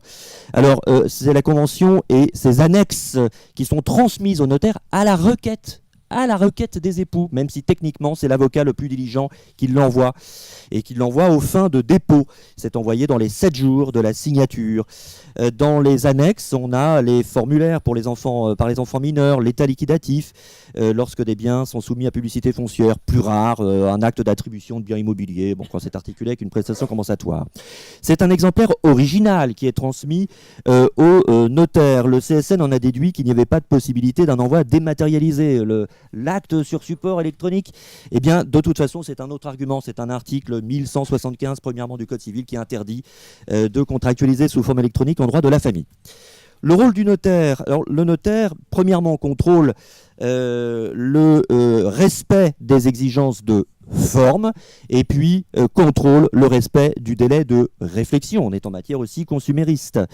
Alors, sur les points de contrôle à effectuer par le notaire, ils sont visés par l'article 229-3, exprimés simplement, on a l'état civil complet des époux et des enfants, des précisions sur les 2 avocats, on y reviendra, mention de l'accord des époux sur la rupture du mariage et ses effets, réglés par la convention, modalité du règlement complet des effets du divorce, l'état liquidatif ou indication qu'il n'y en a pas, et puis les mentions relatives aux mineurs. Donc en pratique, il faut que le notaire ait entre les mains, donc envoyé par les avocats, la copie des avis de réception de l'envoi du projet à chacun des époux. Sinon, comment pourrait-il vérifier le respect du délai de 15 jours? Il faudra aussi, s'il n'est pas le même notaire que le notaire liquidateur, qu'il ait la copie de l'état liquidatif du régime matrimonial. Il faudra qu'il ait également les formulaires signés, les formulaires signés par les enfants mineurs. Et puis, avec l'histoire de l'absence de discernement, il faudra qu'il voit que la mention a bien été mise, le cas échéant. Alors, à propos du discernement, d'ailleurs, vous évoquiez un âge. Certains magistrats nous ont dit que pour eux, ça pouvait aller jusqu'à 10 ans. Alors, vous voyez, il y a un petit caractère relatif de la question du discernement. En revanche, le notaire, lui, il n'a pas à s'occuper de ça. Il n'a qu'un contrôle formel là-dessus. Bien sûr, en l'absence de formulaire de l'un des magistrats, en l'absence de formulaire de l'un des mineurs, ou alors en l'absence d'une autre pièce ou d'une autre forme requise par le Code civil, le notaire devra refuser ce dépôt. Je passe sur la traduction de la convention et de ses annexes par un traducteur, un gadget encore là du législateur. Une petite chose importante, et là aussi nous étions d'accord, le notaire devra avoir un œil sur les justificatifs de la qualité de chacun des avocats. Non pas pour détecter un faux avocat, mais pour détecter ce que vous avez dit. Chacun des avocats devra appartenir à des structures différentes. Et nous avons eu le cas dans notre cour d'appel, un notaire qui nous a interrogés, je vous avoue lui avoir préconisé le refus d'instrumenter et le renvoi des pièces du dossier à ses avocats qui étaient du même cabinet. Une petite préconisation du Conseil supérieur du notariat, c'est l'hypothèse où le notaire sait qu'il y a des choses à liquider et pourtant dans le document qu'on lui envoie, c'est marqué il n'y a pas de liquidation. Là, une bonne collaboration l'amènera peut-être à contacter les avocats. La circulaire précise que le contrôle formel du notaire ne se limite pas à l'acte de convention, mais également aux annexes. Il manque une annexe, il doit refuser le dépôt. Mais, et c'est un des cœurs du débat politique, mais ici nous ne faisons que du droit, le notaire n'est pas juge, il n'est pas juge du fond de la convention. Alors là, je vais citer notre président de Conseil supérieur du notariat, interrogé sur la question, ni trop peu, c'est-à-dire ni trop, il ne doit pas se mêler du fond, mais ni trop peu. Il doit adopter une position médiane. Il peut engager quand même sa responsabilité. Il doit quand même veiller notamment qu'il n'y ait pas d'atteinte à l'ordre public. Alors, qu'est-ce que c'est qu'une atteinte à l'ordre public? Le Conseil supérieur du notariat nous donne l'exemple d'une clause de viduité. Je ne sais pas si on en rencontre encore. Le garde des Sceaux, lui, cite la clause de non-mariage. Bon, en revanche, une inégalité dans le partage ne serait pas considérée comme quelque chose qui permettrait au notaire de refuser le dépôt. La question de la comparution. Alors, bien sûr qu'on a compris que la comparution des époux n'était pas obligatoire, qu'on pouvait envoyer au notaire par la poste les documents et débrouille-toi. Mais pour paraphraser Jean-François Pibou, qui a proposé une formule d'acte de dépôt, elle n'est pas non plus interdite. Elle peut même être opportune et intéressante et dans l'idée, là encore, d'un bon travail, d'une bonne collaboration avec les avocats. Conclusion sur ce point, si le notaire constate que l'une des exigences de forme n'est pas respectée ou que le délai de réflexion n'a pas été respecté, c'est refus du dépôt et renvoi immédiat du dossier aux avocats. Alors, le dépôt stricto sensu, il intervient, on l'a dit, dans le délai de 15 jours suivant la réception de la convention par le notaire. Si on dépasse le délai, là, le notaire est responsable. Notre président de CSN a évoqué un décès d'un des époux au 16e jour. Là, on n'est pas bien. Alors, là aussi, l'idée revient, très opportune d'une signature le même jour et de l'état liquidatif et de la convention globale et du dépôt. Et puis même notre acte de dépôt, il pourra avoir deux parties, le dépôt stricto sensu et puis aussi la constatation de la condition suspensive qui permettra derrière les formalités, notamment au service de la publicité foncière. Alors, vous évoquiez l'aspect contractuel. Le garde des Sceaux nous dit que si l'un des époux se rétracte, le notaire doit quand même enregistrer, je cite, la convention. En revanche, les deux, le mutus dicendus sans doute, peuvent finalement renoncer au divorce conventionnel. À ce moment-là, il faut en informer le notaire, ça ne sert plus à rien de déposer. Personne ne parle du prédécès. Alors un auteur en a parlé. Prédécès dans les 15 jours. Le mariage est dissous à ce moment-là par le décès, bien sûr. La convention n'a plus d'objet et ce serait évidemment crétin de faire le dépôt. Le dépôt, les effets du dépôt. Le dépôt, alors le Code civil y insiste lourdement. Il confère date certaine et force exécutoire à la convention globale. C'est donc le dépôt qui fait que les époux sont divorcés. C'est donc à ce moment-là que la convention globale développe tous ces effets. Bien sûr, on pourra retrouver, comme avant, dans les rapports entre époux, on pourra retrouver, comme avant, concernant les biens, un accord sur la date, bien entendu. Pour les tiers, on renvoie à l'état civil. Sur les formalités, c'est le troisième point, l'attestation de dépôt. C'est exclusivement ce que prévoit le législateur dans le code de procédure civile. Le notaire auteur du dépôt délivre une attestation qui mentionne l'identité des époux et la date du dépôt. Le garde des Sceaux ajoute 2-3 choses, mais on a cette attestation. On déduit du texte que l'attestation est délivrée aux époux, aux avocats. Le CSN préconise de la délivrer sans délai, on ne voit pas pourquoi on tarderait. L'attestation permet aux époux et aux avocats de mentionner le divorce à l'état civil, mais également permet de justifier du divorce à l'égard des tiers. Alors, vous parliez de la formule exécutoire. On avait beaucoup échangé là-dessus avec Pierre Murat en amont, quand on avait vu cette chose un peu nouvelle dans les voies d'exécution. On s'était interrogé d'ailleurs sur la rédaction d'une formule exécutoire, puisque le mandé ordonne à tous huissiers de prêter main forte, etc., peut plus ou moins avoir du sens là. En réalité, le législateur a chanté le problème en disant votre attestation attestera que l'acte est signé. Et ça suffit, puisque à partir du moment où j'atteste que l'acte est signé, vous avez la preuve qu'il a date certaine et force exécutoire. Et évidemment, c'est le débat sur le dépôt authentifiant ou non authentifiant. Il est authentifiant lorsque les deux époux viennent et qu'il y a reconnaissance d'écriture et de signature. Et là, je peux délivrer une véritable formule exécutoire avec une vraie copie exécutoire, et ça se croise avec notre idée de bon sens d'un rendez-vous global.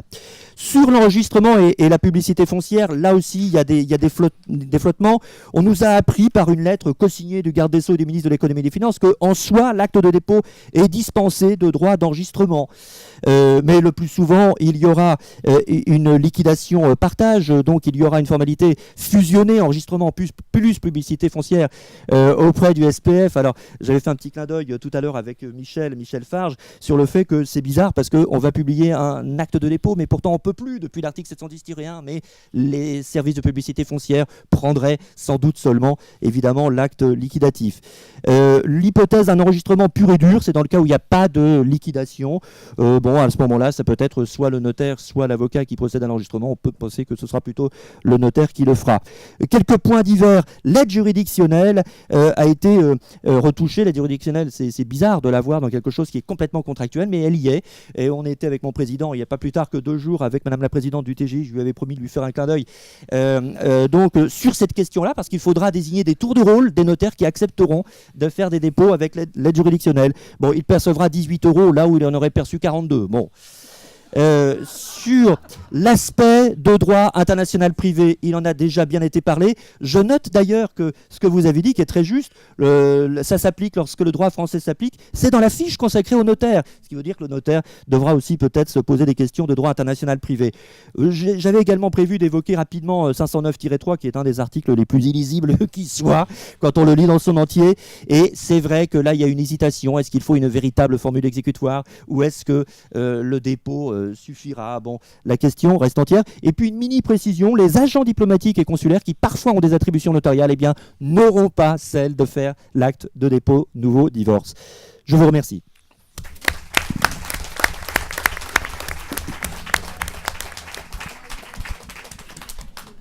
je te remercie infiniment. Tu m'avais dit que tu étais en petite forme. Qu'est-ce que ça aurait été si tu avais été en grande forme? En tout cas, tu as eu cette galanterie de regagner du temps et je t'en remercie. La collaboration s'exprime dès à présent. Donc, monsieur l'universitaire, est-il prêt? Oui. Eh ben, à toi, Yann. Bonjour. Vous m'entendez? Oui. Bien, bonjour.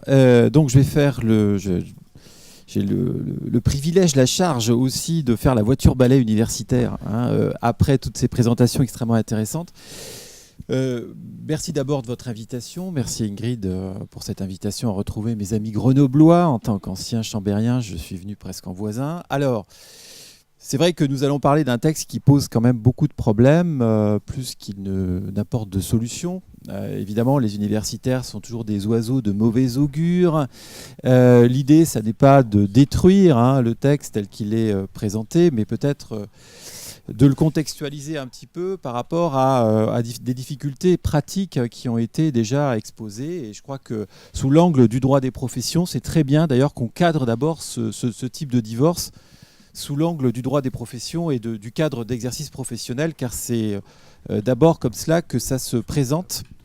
Mais pas seulement, c'est un texte qui présente beaucoup d'imperfections, c'est même, on peut dire, un mauvais texte qui a été élaboré dans un climat d'improvisation qui, moi, me rappelle beaucoup celui qui avait présidé à la loi sur le Pacs en 1999, avec cette différence de taille que les objectifs sont ici cette fois clairement gestionnaires. Alors pas tant que ça, la présidente du TGI de Saint-Étienne me disait que pour eux c'était une demi-journée en moins dans les greffes. Donc, alors comme en 99 toutefois, les dispositions, je me rappelle d'un colloque organisé par Pierre sur le Pacs à l'époque, j'y étais.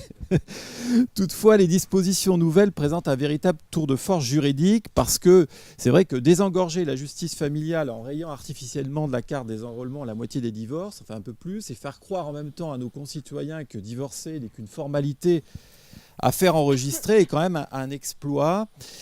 Le législateur l'a fait. Alors, c'est une réforme qui a, si on écoute la radio et on lit les journaux, n'en a pas moins un écho très favorable dans la population, car elle correspond effectivement à deux aspirations qui sont assez légitimes.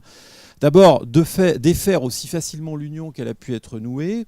Et encore, les préparatifs de mariage durent souvent un peu plus longtemps que la procédure de divorce elle-même. Comme si les intérêts des époux mis en commun et ceux qui les lient avec les tiers pouvaient se dissoudre par une baguette magique.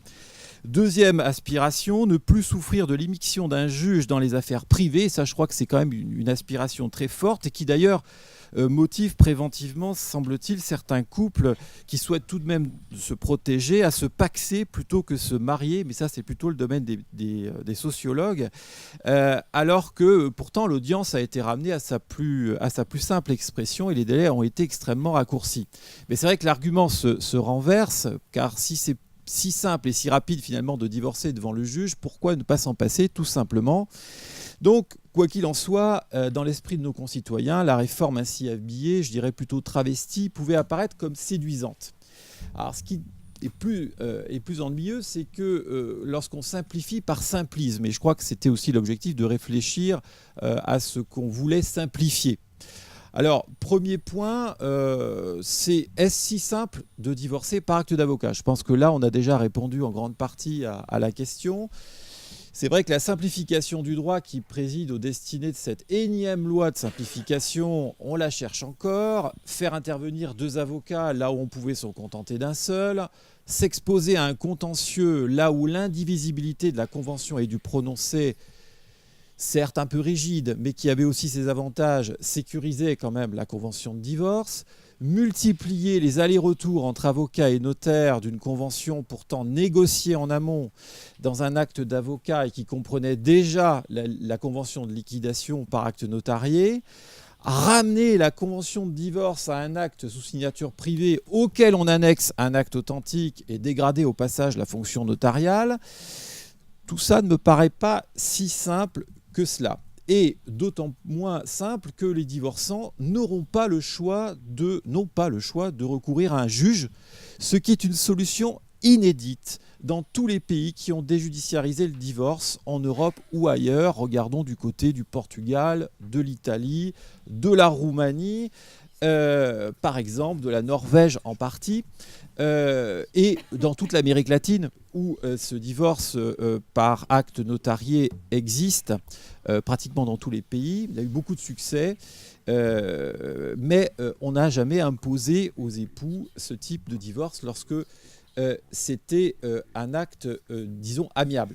À tel point que certains auteurs, vous l'avez rappelé, maître, et praticiens, conseillent déjà aux futurs ex-époux de se tourner vers une procédure de divorce acceptée ou de demander carrément aux enfants de solliciter une audition au juge pour obtenir l'homologation judiciaire. Hein. On lit ça dans les chroniques actuellement, ce qui est quand même assez hallucinant. Alors, mais reprenons l'idée finalement simpliste qui préside à l'esprit de la réforme.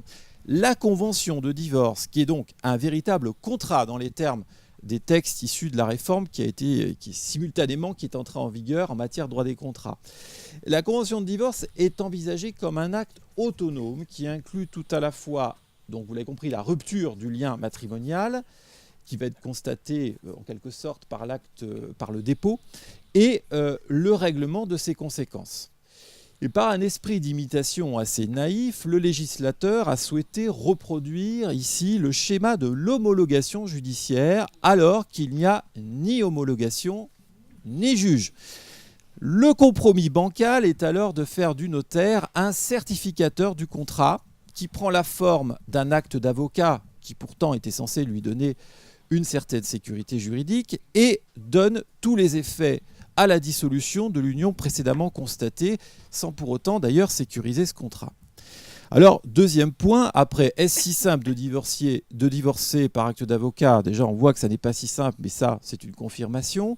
Deuxième point, le notaire certificateur, oui, mais il certifie quoi?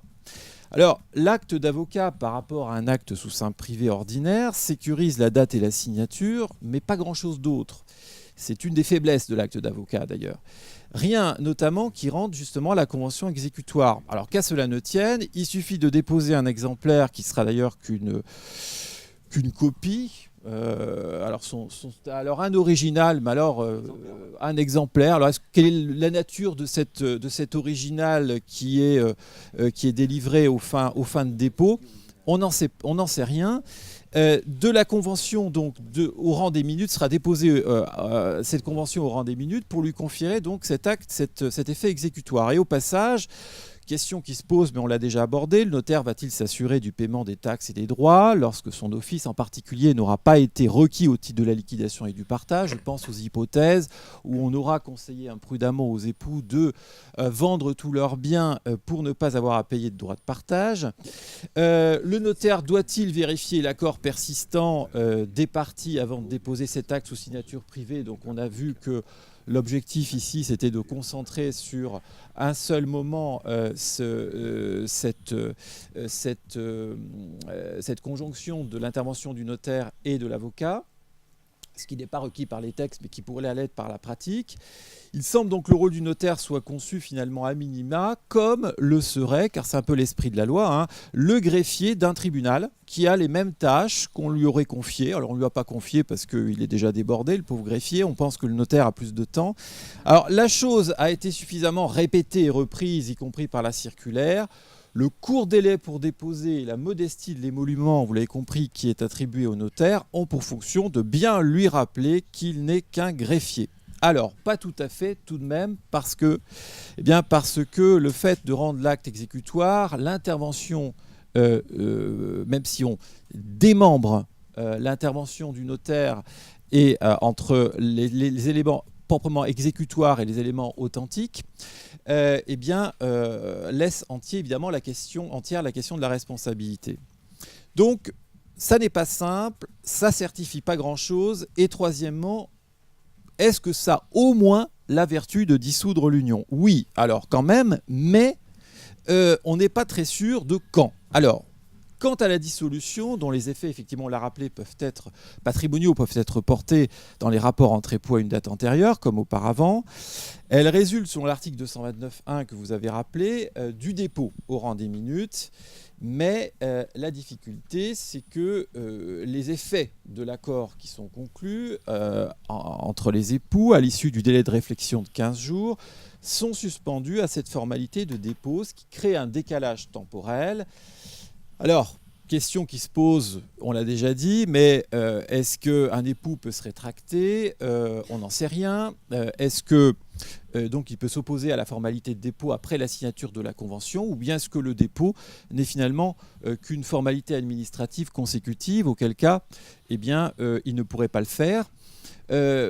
C'est une question qui reste entière. Et ce décalage temporel crée des incertitudes aussi lorsqu'il surgit un décès, on l'a vu, et la responsabilité du notaire dans ce type d'hypothèse est évidemment entière. Donc là-dessus, je ne pense pas qu'il puisse évincer sa responsabilité, sachant qu'il pourra toujours soulever sa bonne foi.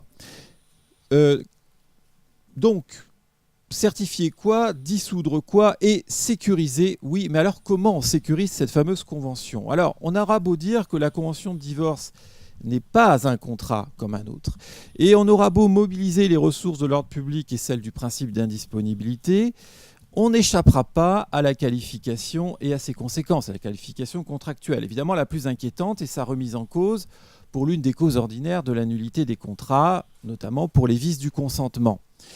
Alors, est-ce que pour autant, en remettant en cause la Convention, on remet en cause le principe du divorce ? Les avis sont partagés, les auteurs inquiets. C'est vrai que quand on regarde du côté du droit comparé, l'étude des droits étrangers va plutôt dans le sens d'une désolidarisation des effets et de la cause.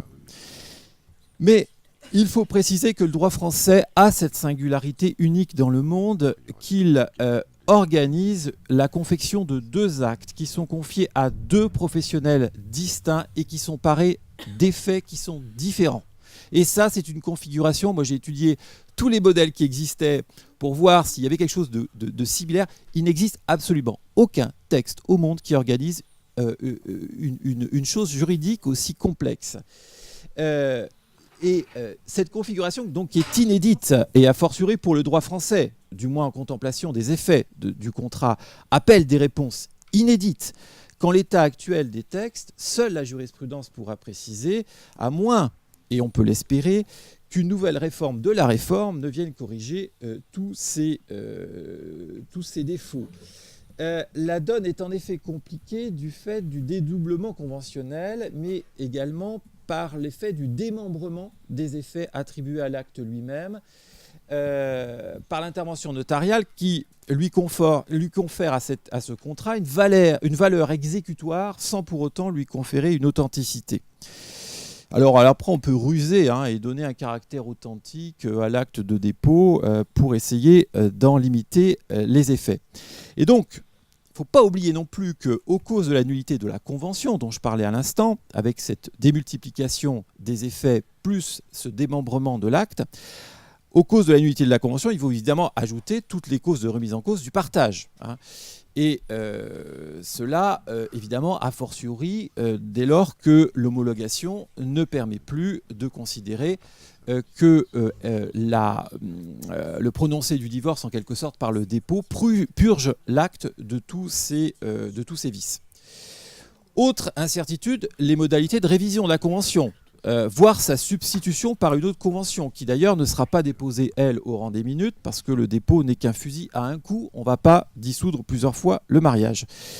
Les modalités de la révision de la prestation compensatoire, ça ne change pas grand-chose, puisqu'elle reste enserrée dans les conditions des prestations compensatoires judiciaires. On pourra simplement les préciser, les organiser dans le cadre conventionnel comme on le faisait avant. Alors, quant aux mesures s'appliquant aux enfants, et ça sera le dernier point de mon intervention, elles restent effectivement librement révisables, judiciairement, conventionnellement, avec l'ironie suprême, la possibilité de les homologuer, les mesures relatives à l'autorité parentale, qui seront modifiées. Donc, on n'homologuera pas la convention initiale, mais on homologuera la convention subséquente relative à la révision des éléments relatifs aux enfants. Mais ça n'introduit, si vous voulez, pas grand-chose dans la mesure où l'autorité parentale a été dissociée du droit du divorce déjà depuis une dizaine d'années. Alors, sur cette question des enfants, je disais, c'est le dernier point. est-ce qu'il faut jeter l'enfant avec l'eau du bain, hein? Et je crois que dans sa hâte, le législateur a négligé la partie faible de ce contrat, en réalité, si faible d'ailleurs qu'elle n'est même pas représentée autrement que par ceux-là même qui organisent la séparation, c'est-à-dire les parents et époux. Alors, ça conduit quand même à se poser quelques questions. Est-ce que l'autorité parentale est un droit disponible ? D'où qu'on examine les réformes qui sont introduites dans le monde sur ce divorce conventionnel, qui n'est donc pas une nouveauté, si vous voulez, comme figure juridique, on se rend compte que rien n'est semblable à ce que le législateur français a conçu. Partout où le divorce sans juge est admis quand il y a des enfants mineurs, ou même dans certains droits des enfants majeurs, mais qui sont encore sous la dépendance des parents, je pense aux enfants handicapés en particulier, il y a l'intervention ou d'un juge, parfois d'un notaire, hein, ou d'une institution de protection de l'enfance, comme dans les pays nordiques par exemple. C'est-à-dire que, et du ministère public, comme en Italie, hein, à qui on doit communiquer le projet de convention. Là, il n'y a absolument rien. La représentation de l'enfant par avocat, rien n'est précisé à ce sujet. S'il n'est pas entendu par un juge, de toute façon, à quoi bon ? Il pourrait peut-être être représenté de façon autonome dans cette fameuse convention. Ça n'est pas le cas. Quant à l'audition, on se rend compte à la lecture quand même des textes. Moi, l'impression que j'ai eue, c'est que l'audition, et ça je me tourne vers notre spécialiste de droit international privé, enfin nos spécialistes, c'est effectivement de savoir si cet élément sur l'audition ne vient pas en réalité uniquement servir les besoins de la circulation de la décision, même si on a de grands doutes compte tenu des difficultés, enfin des conditions propres à la circulation des décisions de justice, compte tenu du fait que ça n'en est pas une, et du caractère non authentique de l'acte, mais il reste que l'audition est une condition de la circulation des décisions en Europe, et qu'on a l'impression que cette audition de l'enfant comme une possibilité, à condition qu'il soit informé, mais on ne sait pas trop comment, que l'enfant soit discernant, mais on ne sait pas trop qui va l'apprécier et comment, n'est en réalité qu'une formalité. D'ailleurs, ce n'est pas non plus un hasard que ce soit un formulaire dont on va se débarrasser finalement assez vite, qui va être visé par le notaire. Alors, je fais confiance évidemment à la déontologie des avocats, et particulièrement des avocats qui sont sensibilisés, qui sont spécialisés dans les matières familiales, pour, je dirais, organiser la défense finalement de l'enfant.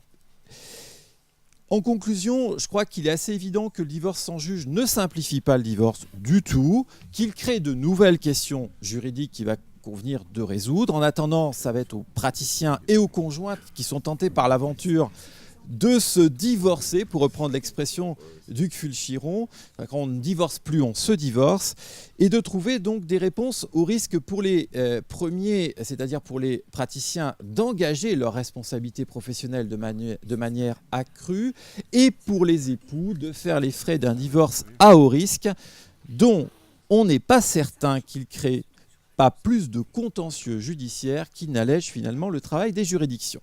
Je vous remercie. Merci.